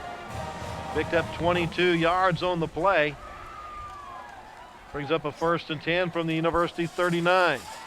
Reeves goes in motion to empty the backfield. He's the only receiver at the top of your screen. Pass is complete to the 15-yard line, and after first contact, Kel Wynn takes it inside the 10-yard line. Well, I'm just telling you, you give Austin more time, he can thread the needle. That's a nice pass that time. Finally, it's brought down by Cedric Willis. Picked up 31 yards on that pass play to set up 1st and goal from the 8. Fake it to Foster. Throw it into the flat to Reeves, and Reeves will take it inside the 5 down to about the 3. A nice tackle by, yeah, you guessed it, the old Frank White. Picked up 5 on that pass play to bring up 2nd and goal from the 3. University defense got to bow their neck right here. Moore will have both of the backs in the backfield with him. Foster behind him in the pistol. Make the handoff on the jet sweep, hand it to Foster, and Foster's hit immediately, and he'll lose a couple of yards back to the 5. That was Josh Walker that time, made the tackle. Remember, next week we'll be back here as Waco High hosts Maynard to open up district play. University goes on the road to take on the Temple Wildcats. Trojan defense trying to put up a goal line stand here, a 3rd and goal at the 5. 4-point play here for the Trojan defense. I don't mind, staying here. If you need me. Moore to pass into the near corner, and it's complete for the touchdown to Joel Johnson. They made that look pretty easy that time. And once again, Austin Moore, I'm impressed. He just kind of lost that ball up there. You see old Joel Johnson taking her in. He's been their top target tonight. That's his 2nd TD catch of the night for 220 yards on 9 catches. Torres on to try to add on the extra point. Now the hold of Darius Johnson.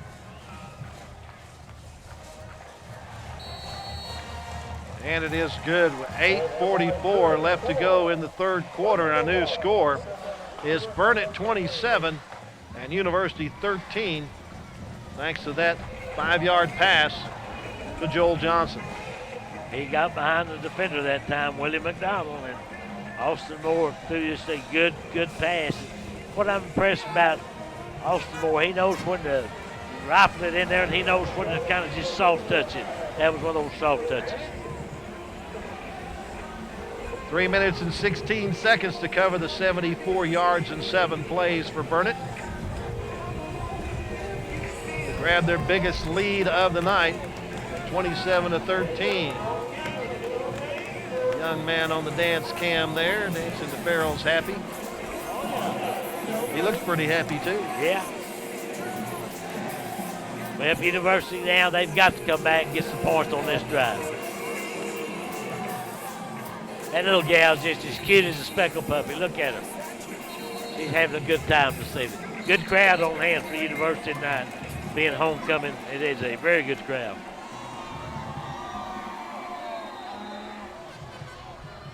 The University offense will get the ball for the first time here in the second half.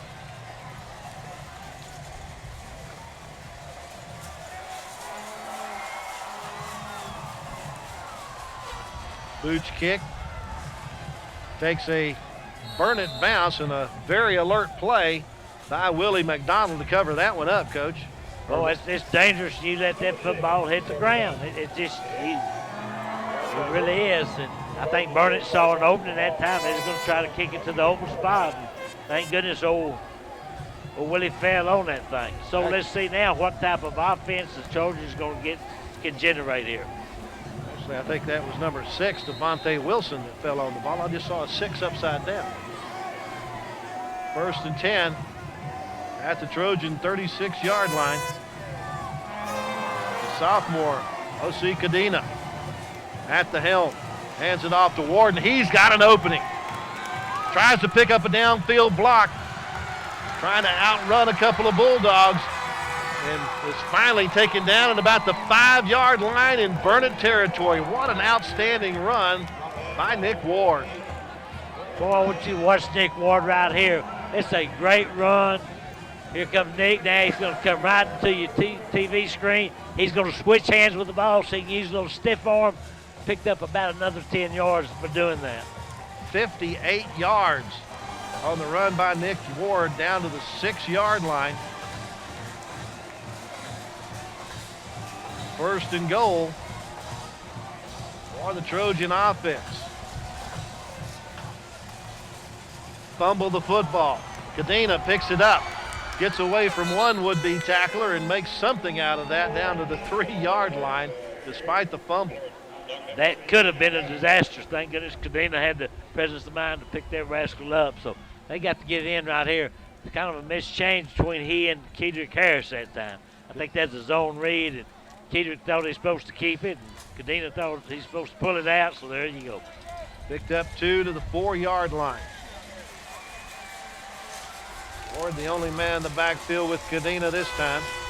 Cadena will take it in himself, runs into one of his own men, but gets it into the end zone for the touchdown.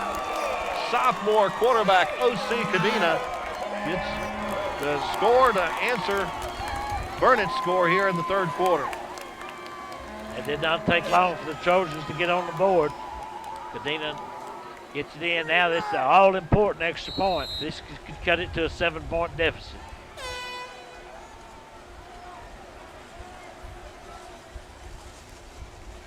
Gabriel Castillo gets a foot into it and puts it through the uprights. 7 minutes and 48 seconds left to go in the 3rd quarter, and our new score is Burnet 17 and Burnet 27 and University 20, thanks to that run by O.C. Cadena. He's a young man. They list him as 5'8", 165 pounds. That may be soaking wet, that's all I can tell you, but he's shown me something now. The University defense has got to somehow be able to corral Austin Moore and Joel Johnson. They've killed him so far tonight. 64 yards in 3 plays and just took 56 seconds to get on the scoreboard. They have some short drives, don't they? They do. Now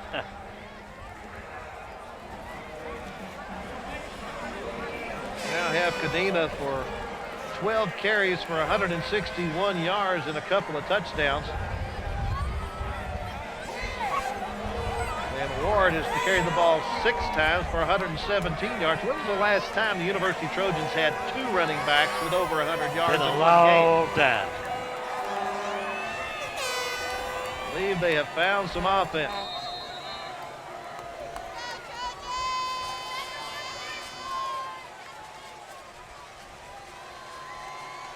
Castillo pops it up in the air. A fair catch called for and made on the far side by Kobe Edwards. No chance to return there for Burnet. Rock, I'm going to go back once again, tell you that the best pass defense is a good pass rush. If you give Austin Moore 4 or 5 seconds, he's going to pick you apart. That's all I'm going to say. He's 72 yards away from the end zone as they start off at their 28-yard line.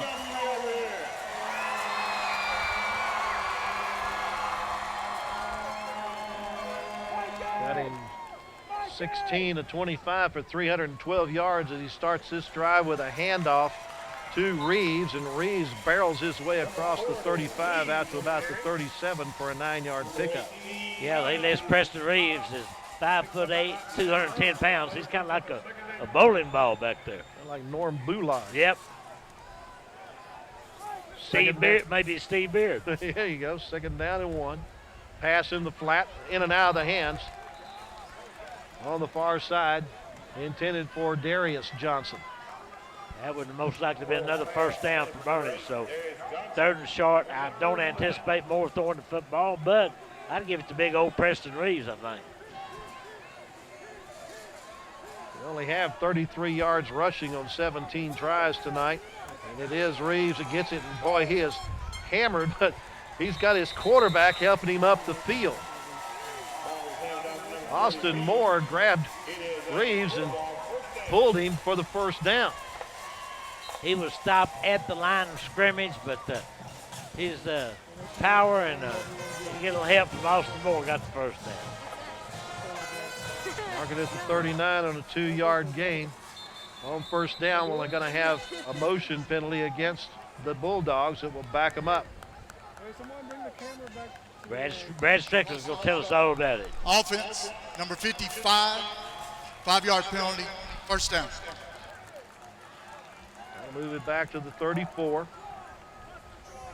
It'll be first down and 15. 7 minutes remain in the 3rd quarter. It's a 1-touchdown game at 27-20 our score.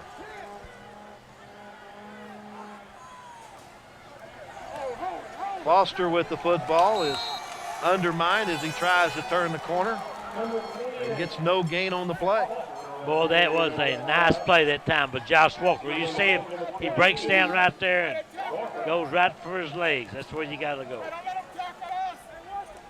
11th carry of the night for Foster for only 36 yards.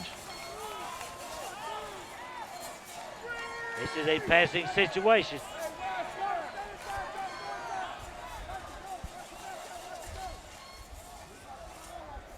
Ward giving some instructions. Now backs up to pass and throws across the middle and is in and out of the hands of Joel Johnson. We have not seen him drop a pass like that tonight. He'll probably drop about one a year, and that might have been it for him, but that was a good pass from Austin Moore. So 3rd and long right now is exactly where the Trojan defense has got the bow of their neck. No doubt about it. Got to keep the Burnet Bulldogs from the 49-yard line in the Bulldog end of the field. Stop them short of the 50, and possibly you'll get the football back. Moore changing the play with 10 seconds left on the play clock.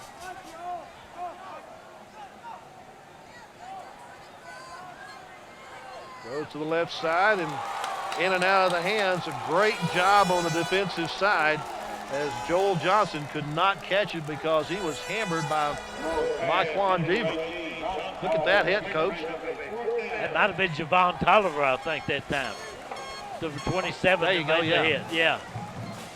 So a punting situation.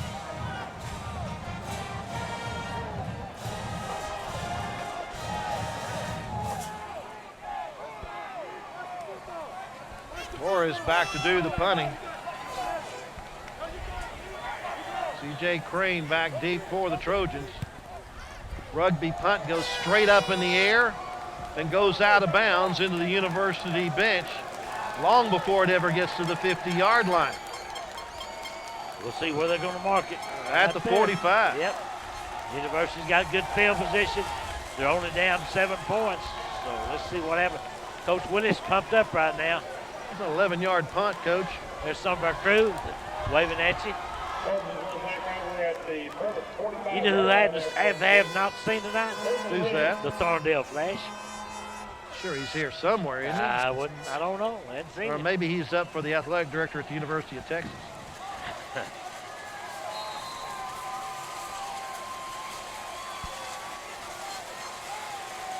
Cadena hands it off to Ward. He slips a couple of tacklers. Finally brought down by his shirt tail, but not before he gets to the 34-yard line and picks up a first down. This offense looks like it's got some new life, Coach. Well, you got some good blocking up front, too, at the offensive line. Roderick Lloyd, you got Devin Dash. These folks are opening up some huge holes up there for the Trojans. 11-yard pickup for Ward. Gives him 128 on the night on just 7 carries. Now Harris has the football, and he'll carry Bulldogs down to the 30-yard line. Pick up a 4 for Harris. Oh, we got somebody down out there. That's Kedrick Harris, who was hurt coming into the game, but most likely wanted to play. So he's limping off under his own power, so I assume that Trevon Deaver will go and take his place. Deaver, a 5'8", 170-pound senior. Be in the backfield with Nick Ward and the sophomore quarterback, O.C. Cadena. Ward gets the handoff and is stopped immediately, maybe loses a yard on the play. That play's been good to them all night, but that time there was nothing there as the Burnet defense stiffened a little bit. Big play here for the University offense, facing a 3rd and 7 at the Burnet 31-yard line. They're in 4-down territory, aren't they, Lord? I believe they are. They need to answer a Bulldog score, and now we have a motion penalty or offside, or all I know is the center didn't snap the ball. That's about 4 procedure penalties that I know of, maybe more. See, you go from 3rd and short to 3rd and long. That's the 8th time they've been penalized for 42 yards. Cadena looking to get through the defense and manages to do so before he's finally wrapped up and hauled down at the 27-yard line after a 9-yard pickup. Thought that was going to be a big gainer that time, but he got stopped short. That was a nice tackle. So you talking about a 4th and 3. This is a huge play for the Trojan offense. Need to pick up the 1st down here. Nick Ward has the ball and has the 1st down inside the 25, carries the man down to the 22. Actually, what happened, I thought Nick Ward was going to be stopped short that time. He was tackled from behind by Drake Hall, and Drake Hall's the kind of one that pushed him over the 1st down marker.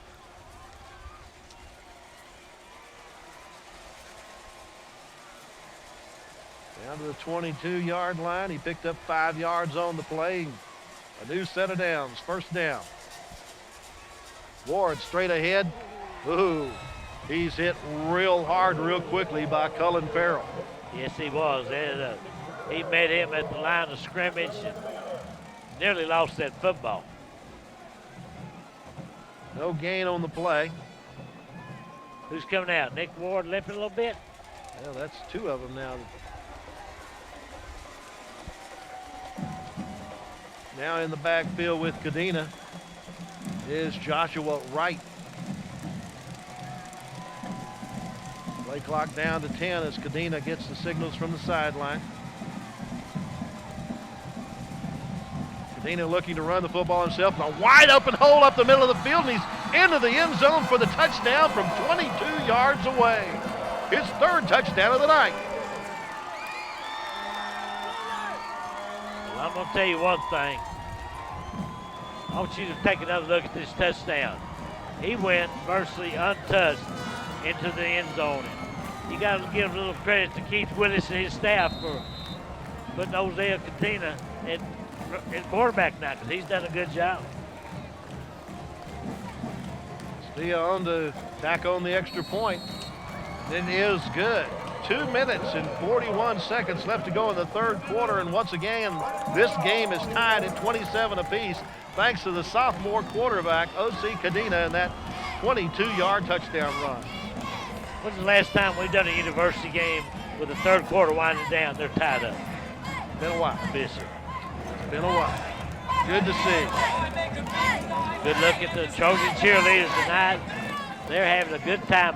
Homecoming folks, the X's pretty pumped up right now because the Trojans have tied this rascal up. 45 yards in 7 plays, took 4 minutes and 22 seconds. to get into the end zone on that 22-yard run by Cadena, who has really added a spark to this University offense. We got to keep a look down on the sidelines for Nick Ward and Kedrick Harris. Both those young men limped off on that last possession for University.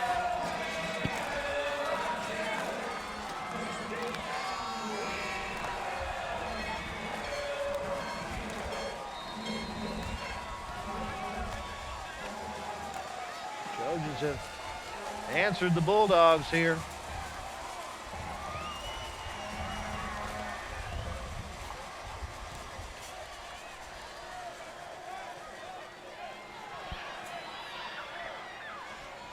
Run out of bounds on the far side is Darius Johnson.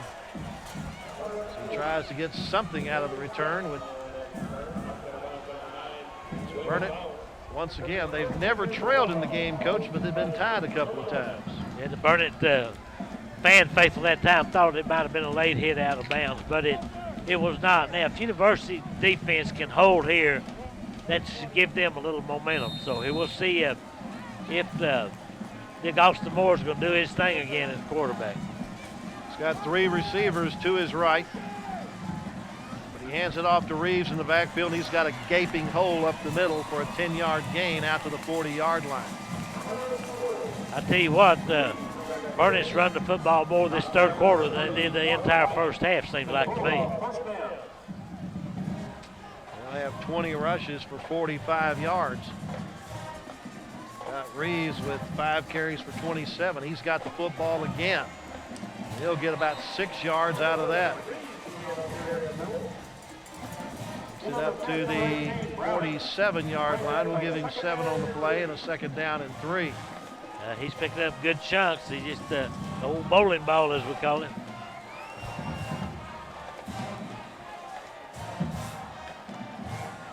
Moore throws complete out to Darius Johnson, and Johnson has it across midfield to the University 49-yard line and a first down. Well, Austin Moore's not throwing the ball downfield as he did in the first half, but he's running the football more, a lot of passes out in the flat.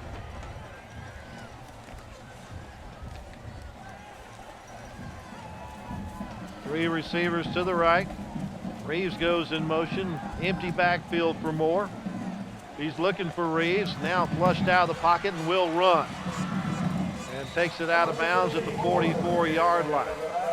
5-yard pickup for Moore. That may be the first positive yardage he's had tonight as a runner. Couldn't find anybody open, so give a little credit to the University defense, but he did tuck it in and pick up some yardage.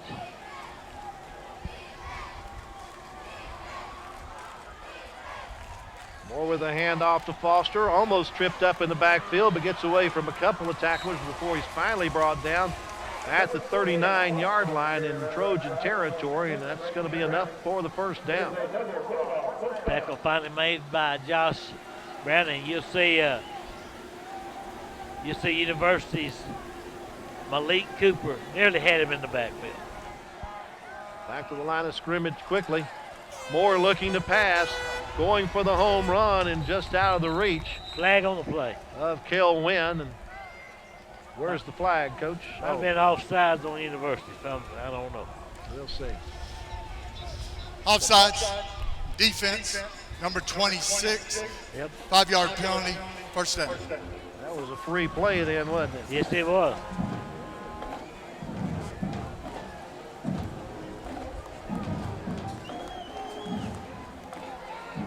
That's 9 penalties now against the Trojans. Takes it down to the 34-yard line. Actually, the 10th penalty. For 52 yards. A 1st and 5. Quickly in the flat to Johnson. A flag thrown just after the catch is made.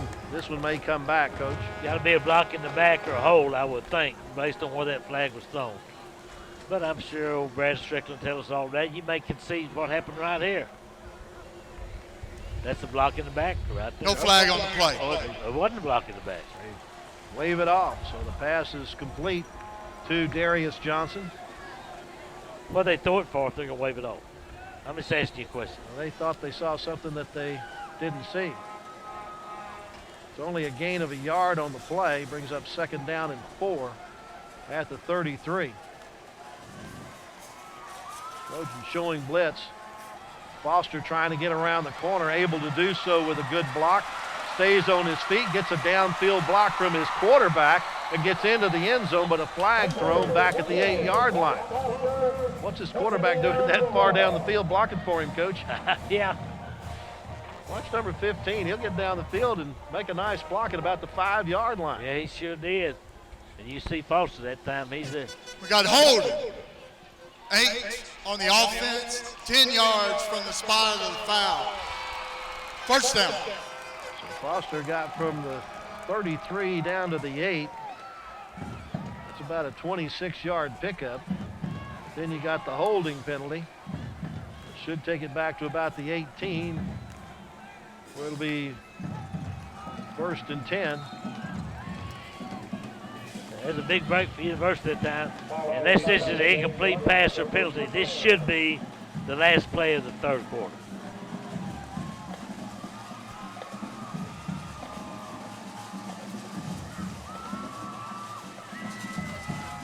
Moore with the pump fake, looks across the middle, finally fires, and it's in and out of the hands of Darius Johnson, simply because of some great defense by the Trojan defensive backfield. Oh, that was Devontae Wilson, who we'll try to take another look at. They really put a lick on. Yeah, it was Devontae that time.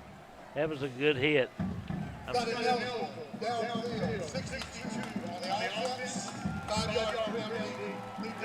Well, now all of a sudden Burnet picking up the penalties as they had an ineligible downfield. That's their 5th penalty of the night for 35 yards. I see Nick Ward walking around. I hadn't seen Kedrick Harris yet. 1st and 15 back at the 23. Pass is complete. Darius Johnson gets it down to the 15-yard line. Gain of 8 on the play. Or Darius Johnson, he's become the target of choice here in the 2nd half as opposed to Joel Johnson. Yes, he had. Yes, he had. Nice tackle that time by Josh Walker. That runs out the clock on the 3rd quarter as we head to the final 12. Our score is Trojans 27, Bulldogs 27. Let's go down to the field and check in with Dr. Bonnie Kane. Dr. Kane? Thank you, gentlemen. I am here with head soccer coach Mike Chapman. Coach Chapman, 3 years ago you were a state championship and you've been rebuilding ever since. Where are you? We're right where we want to be, honestly. I mean, we won it 3 years ago. Then the year after, we're back at the regional tournament, and then last year we're one step away from the regional tournament. And we've got a lot of good kids. We got a lot of good freshmen that have came in, and we're right where we want to be. You're gonna see us back there within the next few years. How about girls and boys? Girls and boys. We got a real good girls class that came in, and so we'll be very competitive with the girls this year. Next year is when we should be back with the regional tournament with both our boys and girls in about 2 years. So we're on track. Okay, well, congratulations. They love you, and your Soccer Buddies program is just wonderful for building relationships in the community. Thank you. Oh, well, thank you. We couldn't do it if it wasn't for y'all. We appreciate it very much. Back to you guys. Appreciate it, Dr. Kane. A very successful soccer program at University High School. Mike Chapman heads up both the boys and girls teams there at University. Start of the 4th quarter. Trojans and Bulldogs all knotted up at 27 apiece. Trojans have never had the lead in the contest, but they are staying close with the Bulldogs. Burnet faces a 2nd down and 6 at the 14-yard line in University territory.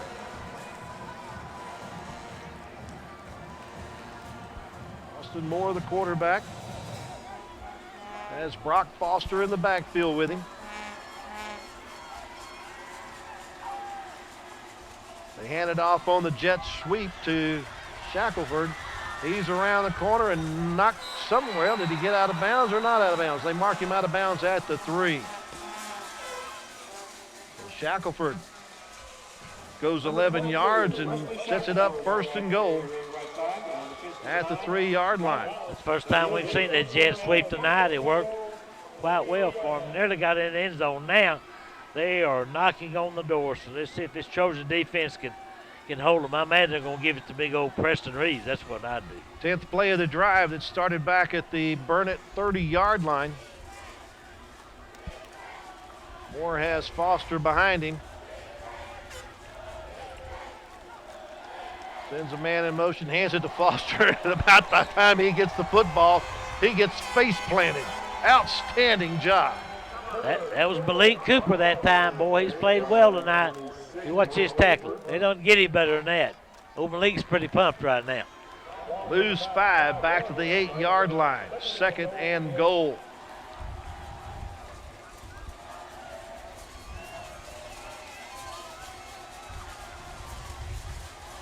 Send the man in motion.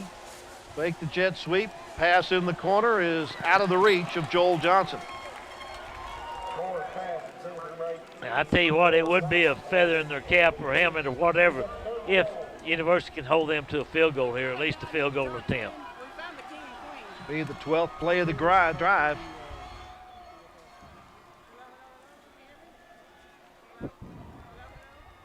Well, you know, Moore's going to throw the football. You just know who's going to throw it to, but I'd be looking for number 18, Joel Johnson, is me.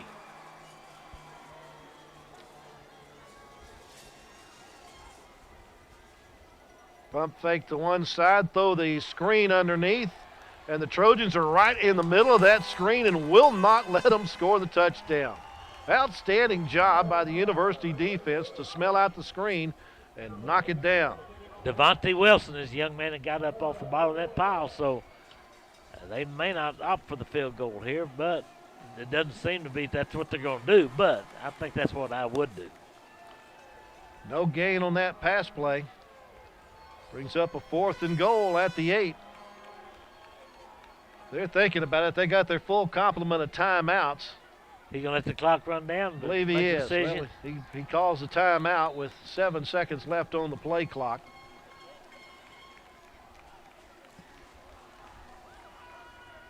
So Kurt Jones and his offensive staff trying to figure out exactly what they want to do here. While we have a timeout, let's once again join Dr. Kane down on the field. Dr. Kane? Oh, thank you. Guess who is here? First, we have Dr. Kendra Strange. Dr. Strange, principal of University High.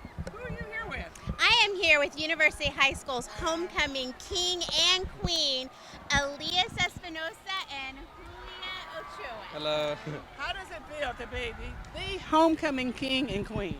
It feels really great to know that a lot of people actually voted for us.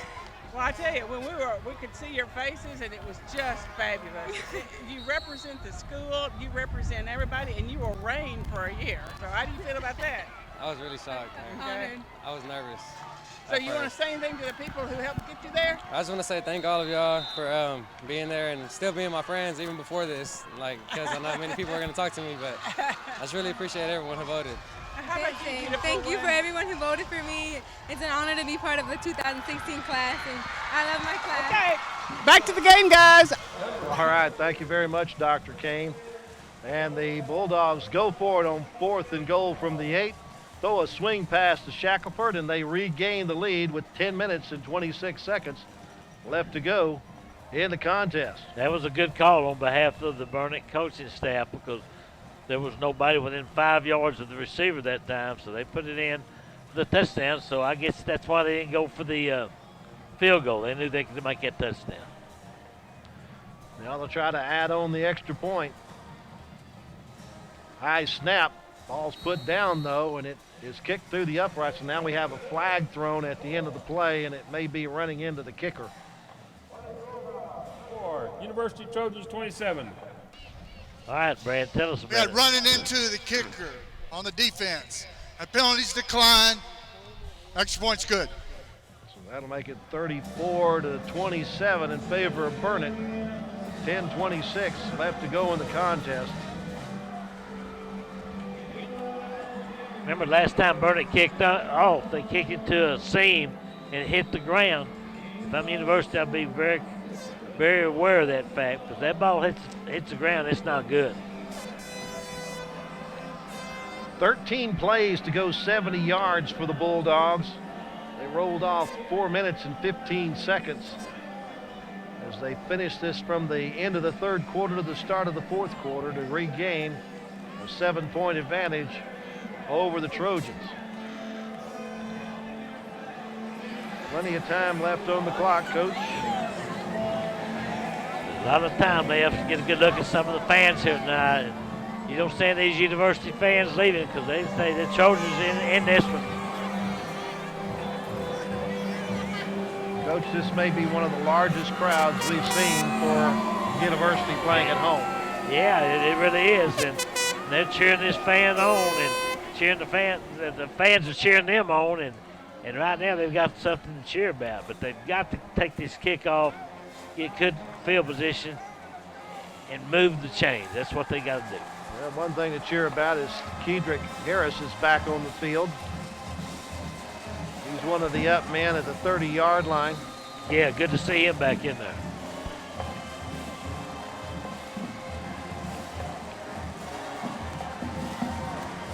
Deaver and Tolliver are the two guys that are deep.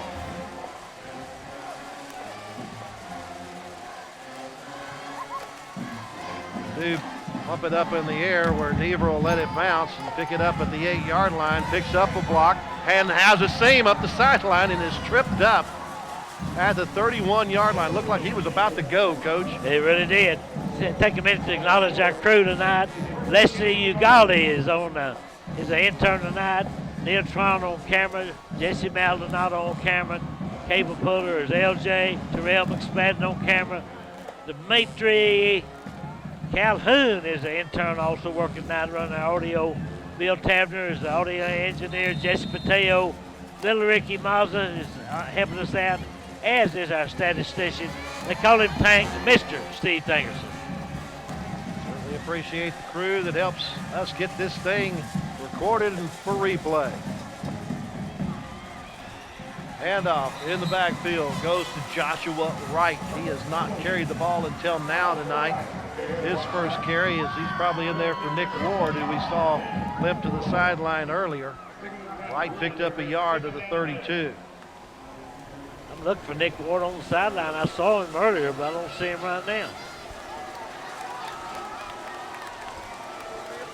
Yeah, I do see him putting his helmet on. I guess he may be ready to go. He wants to get in the ball game. Let's see Cadena, the sophomore quarterback. Flag because I believe Wright was in motion before the snap. Plus one of the offense. Number 20. Yep. 5-yard penalty, second down. See, Joshua Wright, like I say, he hadn't lost much time tonight, and he turned up a little bit too soon there. But I do see Nick Ward down there right by Coach Willis putting his helmet on. Probably saying, I'm ready to go. Put me in, Coach. Moves it back to the 27, where it's second down and 14. OC drops back to pass, now runs with the football and has it knocked out, and it's recovered by the Bulldogs. Knocking it out is Cullen Farrell, and coming up with the recovery is Kedrick Hill. Once you take another look at it, you'll see Cadena that time. Ball knocked out by Farrell and recovered, so that was a big blow to this University football team. Gives Burnet the football in very good field position at the University 33-yard line with 3 minutes and 10 seconds left on the fourth quarter clock, and they have a 7-point lead at 34-27. See if Austin Moore goes for the juggler here. The senior quarterback, empty backfield. 2 wide receivers to the right, 3 to the left. Steps up in the pocket and wings it for the 15-yard line where Joel Johnson has the catch and fights his way up to the 10-yard line for a 23-yard pickup. This is going to be a big blow to the University if Burnet gets this ball in the end zone right now. They certainly have good field position. A lot of things can happen, though. Got Johnson with 14 catches for 233 yards.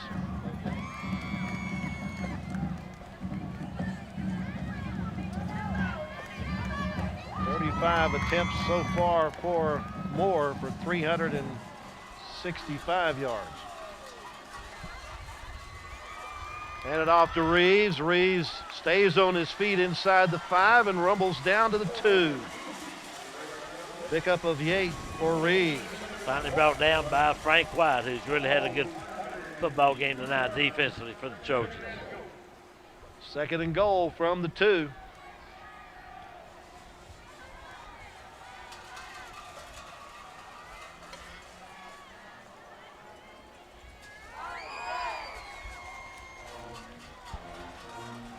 Moore has Foster to his left and Reeves to his right.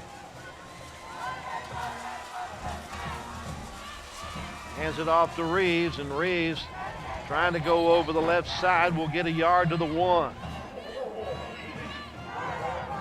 That Reeves, he doesn't have outstanding speed, but he certainly can run over you. Look at that young man. He's built close to the ground. Yes, sir, he is. Like trying to tackle a hand grenade. Yep.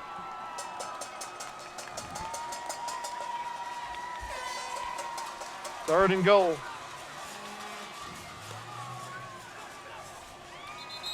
And motion on the line of scrimmage. Looked like the guard on the right side tried to get a little extra step on everybody.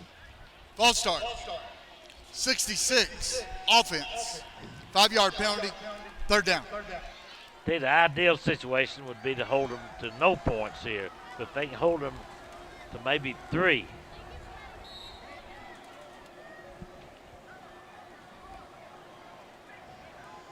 Moore checks with the far sideline for his 3rd and goal play from the 6.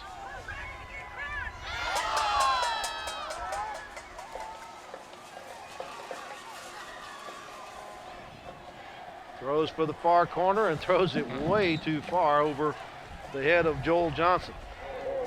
That may be the 2nd worst pass we've seen him throw tonight. It is. And you know, Burnet's been in this situation before. Early on, they did not go for the field goal, and they scored a touchdown. But this time, I think they are going for the field goal. Bringing out the kicking team. And sophomore kicker Tyler Torres. Coming into the night 4 for 4 in the field goal department with the longest of 36 yards.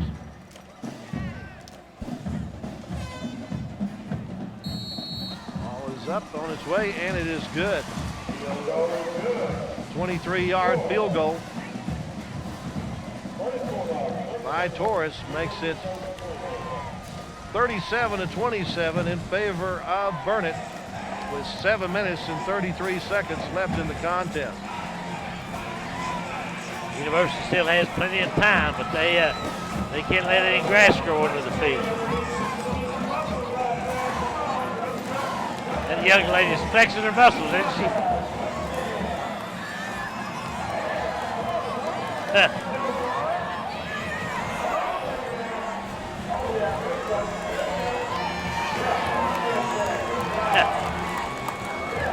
Yeah, got that flex cam going on. Oh, is that what they're doing?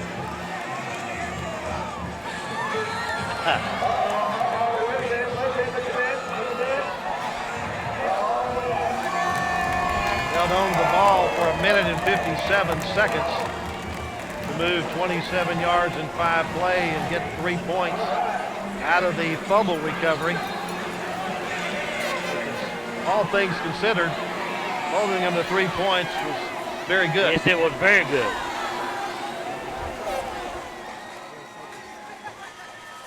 University offense still has plenty of time, but need to pick up the pace a little bit. Ball taken at the 29-yard line and going straight ahead running is Wright. Joshua Wright gets it up across the 40-yard line. I'm going to see if Kedrick Harrison's going to be in the football game. I want to see if Nick Ward's going to be in the football game. That's 2 young men they really need. 58 yards away, making it a much closer contest. I see Nick Ward right at the edge of that huddle. I think he may be going in. Yeah, there he goes. He is. He doesn't appear to be limping any.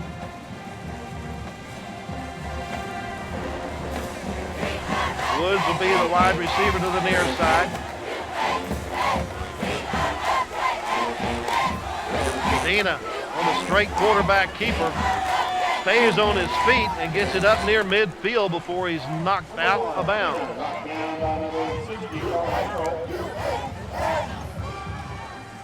Mark him at the 49 for a gain of 7. Nice tackle that time by Cullen Farrell, the linebacker for Burnet. That did stop the clock for the Trojans. Give him 8 yards to the 50. 2nd down and 2.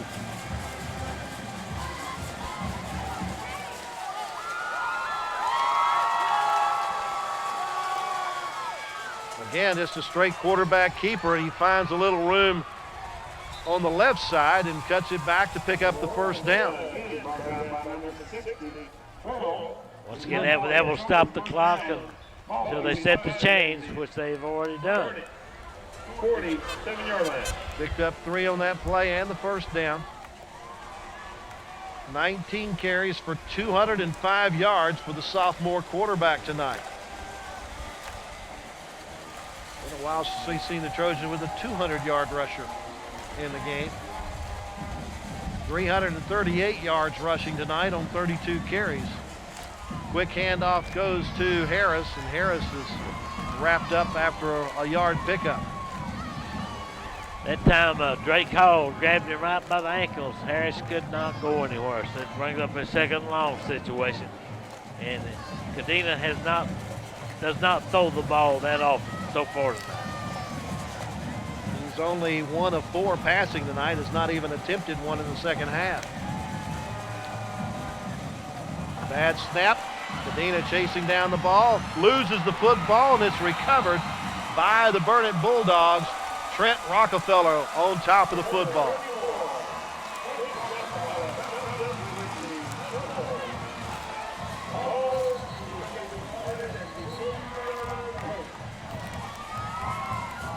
You see right there, that was not a good snap, and that time Cadena probably should have just fallen on the football. He tried to pick it up and ended up in disaster.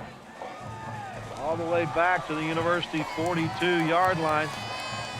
And that's where Burnet will get the football with a 10-point lead and 6:10 left in the game.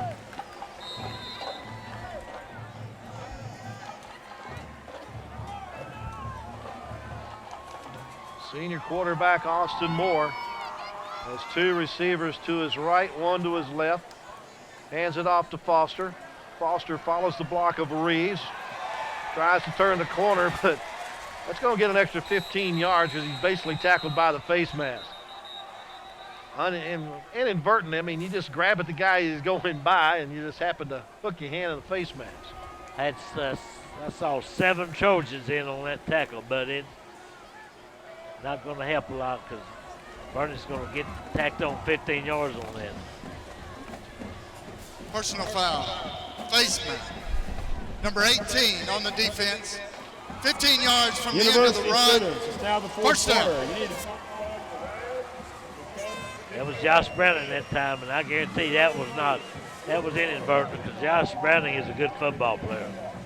Picked up 4 yards on the carry and then 15 on the penalty. It's 1st and 10 at the 23-yard line for Burnet.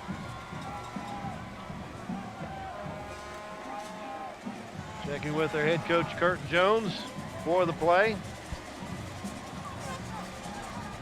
Moore hands it off to Reeves, straight up the middle running, down to near the 15-yard line. Brought down that time by Josh Browning, the young man that just got the face mask penalty, comes in and makes a good tackle. Getting 7 yards on the play, though. He's now 9 carries for 50 yards. On the ground, 30 carries for 114 yards for Burnet. 469 yards of total offense on 66 offensive snaps.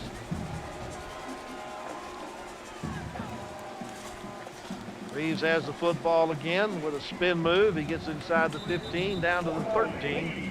for a gain of 3, and that's going to be close to the first down, and they're going to give it to him. Nice tackle that time by Frank White and Josh Browning kind of teamed up to make that tackle. I would think now that Burnet would run as much of that play clock down to about 5 seconds as they could. You're up by 10. Trojans have to score twice. And they are going to run that play clock down quite a ways, looks like. Or double checks the sidelines again and goes up to the line of scrimmage to reset the play as the play clock goes down to 3, 2. They get it off. Hand it off to Foster. Foster looking for the cutback lane, but it's closed up immediately. It gets maybe to the 12-yard line for a gain of 1. There's that Frank White again. Had a little assistance that time from, looked like Sebastian Bravo. Okay, thank y'all. Yeah, next Friday at Waco High. Yeah, all right, thank you. Your committee saw a good game tonight. Huh? Your committee saw a good game. Yes, they saw a heck of a game.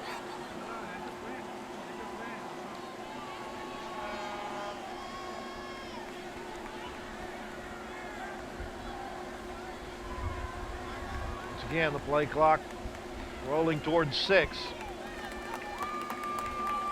Hand it off to Reeves. Reeves jumps the pile and gets down to the 6-yard line for a gain of 6.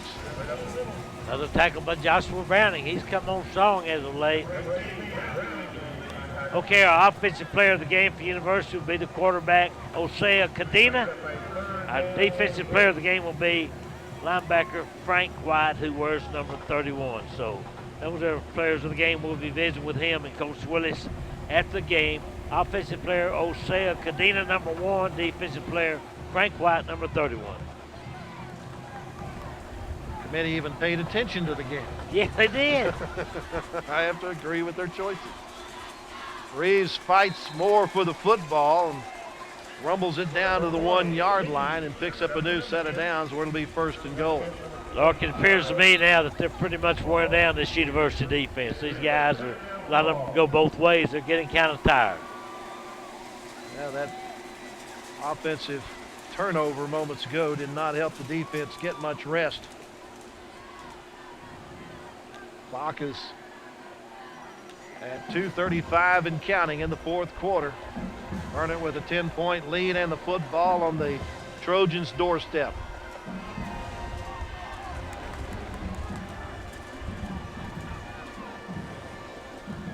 Handoff goes to a new back in the backfield. That's number 20 with the touchdown. That's Coleman Posey, who's listed as a linebacker, but it's Posey who gets into the end zone for the touchdown. Lark, that was the straw that broke the camel back. With 2:18 left now, University down 43-27. You take one more look at over here. I kind of like this running back action. Well, I apologize. That is 28 and not 20. That end of the field, he got a little. So that's that was Brock Foster, wasn't yeah, it? that was Foster. All right, I'm heading down now to. I believe this is. If it goes overtime, I'll be back. All right. Point after attempt is good. Scoreboard rolls to a count of 44 for Burnet and 27 for University. With 2:18 left to go in the contest. Congratulations to our Flex Game winner, Anthony Castaneda. University Chairman would like to Held on to the football for 3 minutes and 52 seconds. To travel to 42 yards in 7 plays. To get that touchdown on the board. Trojans held their own for most of this contest. Allowed Burnet to get out front by as much as 27-13, but came back to tie it up at 27 apiece. But since then, it's been all Burnet to pull away.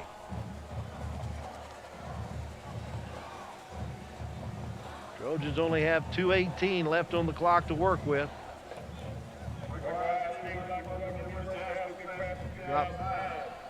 Cadena, a good showing tonight. 19 carries for 196 yards and a couple of touchdowns. A couple of fumbles also.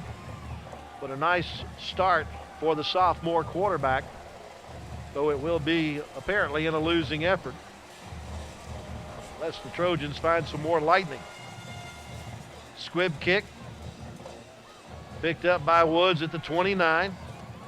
Stays on his feet, gets outside and tripped up. Somebody grabbed him by his shoestring and brought him down at the 44-yard line. The University's offense will start there. Certainly impressed with our offensive player of the game, O.C. Cadena, a 5'8", 165-pound sophomore, getting his first start tonight as the quarterback for the Trojans, and has done an excellent job.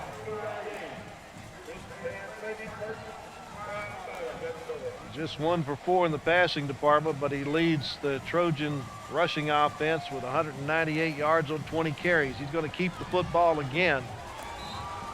He's going to lose a couple of yards off of that yardage total as he's dropped back at the 42. Actually, it's going to be a 1-yard loss as they set the line of scrimmage to 43.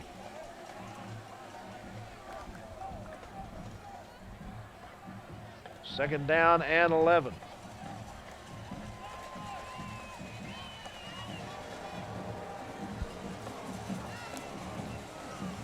And going to his left, cuts it back inside, holds on to the football as he gets it across the 45 up to about the 48-yard line, and picks up 6 on the play.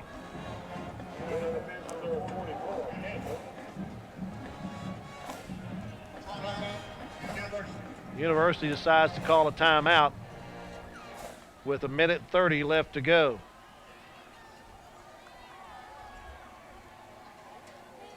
Trojans next week will start district play on the road at Temple. Here at Waco ISD Stadium and Waco ISD TV next week, we'll have the game between the Waco Lions and the Manor Mustangs. Manor playing at home against Killeen tonight. Started the day 1-2 on the season. The University Trojans playing at Belton tonight with a 2-1 record. So next week here on Waco ISD TV, it'll be Waco High versus Manor in the first game of District 17 5A for the two teams.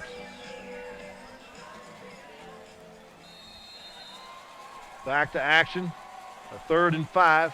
Cadena to pass, throws it to Woods, but Woods can't hold on to it. Had it in his hands, but just could not hold on, and it'll be 4th down and 5, and Trojans will go for it here. Trailing 44-27 with 1:26 left to go.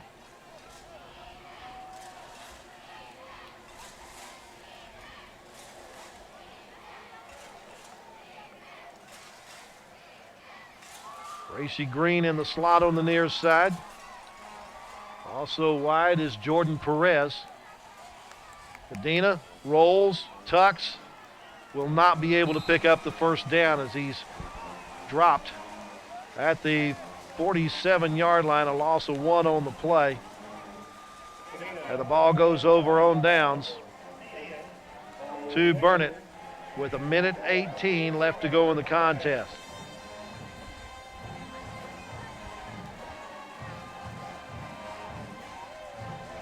Burnet has had the lead the entire game, but the Trojans were able to tie it on 2 different occasions. After getting behind 13-6, they were able to tie it at 13 apiece with 2:04 left in the first quarter. Then got down as much as 27-13 with 8:44 to go in the third,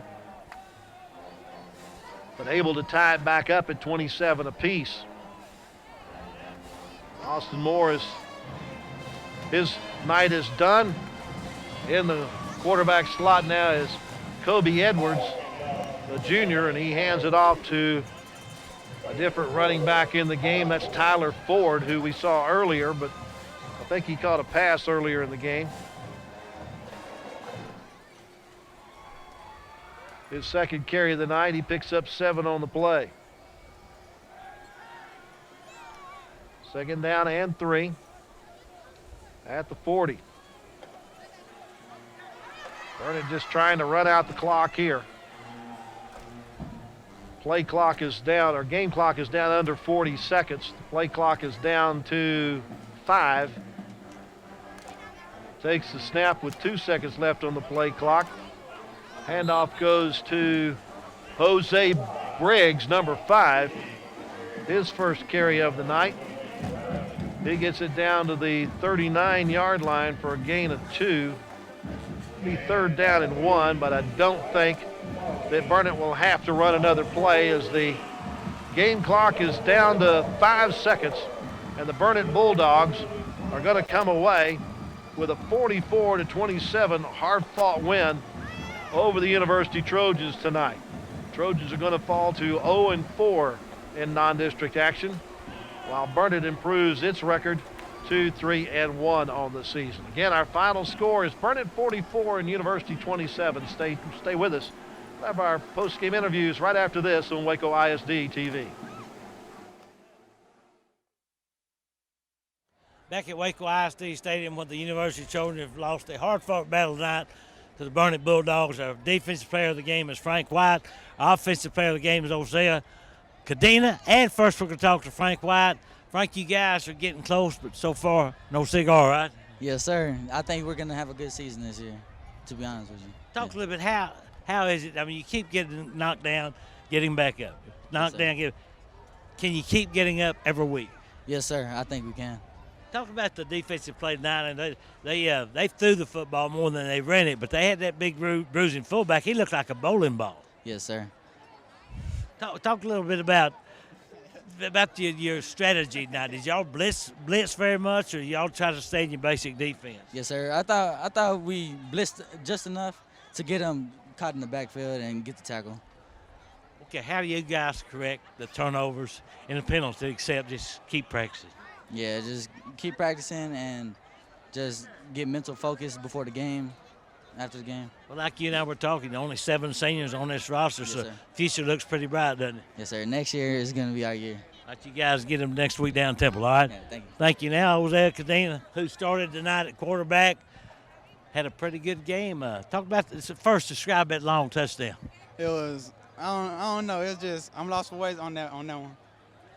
It's just, I went inside. They all came inside. I busted outside. All right. Now, I want you to describe the fumble. I feel like I let my team down on that one. I let my team down. It's just, got to work on that. Okay. Do you like playing quarterback? It's it's usually been the Ray C. Green for the most part, moved him tight end. I think your offense was pretty prolific tonight, except for the penalties and turnovers. Yes, sir. How do you correct that? Stay after practice, work harder with the center and the receivers. I understand you led. Was it the freshman or JV team last year that you quarterbacked to a perfect record? Freshman. Okay. Do you like to throw the football? I mean, y'all basically a running team, but can you throw the football pretty well if you have to? Yes, sir. All right, talk a little bit about how you going to keep this team getting up. You, the quarterback's the leader. How you going to bounce back next week against Temple? Keep my head up when we have turnovers and keep the team moving. All right, talk about a couple of running backs you got back there. You got Nick Ward, you got Keetrick Harris. Those guys get the outside. Both have pretty good speed, don't they? Yes, sir. To me, Nick and Pooty in the backfield at the same time, unstoppable. All right, good luck next week. Thank you. All right, you bet. Let's bring on Keith Willis in here. And Coach Willis, this game was closer than the score indicated, but I know that's no consolation. Well, exactly. But, hats off to him. Coach Jones and his guys, man. He had those guys ready to play, and they really played hard. And he's got something on his side perhaps that we don't have. He's got some tradition and some winning.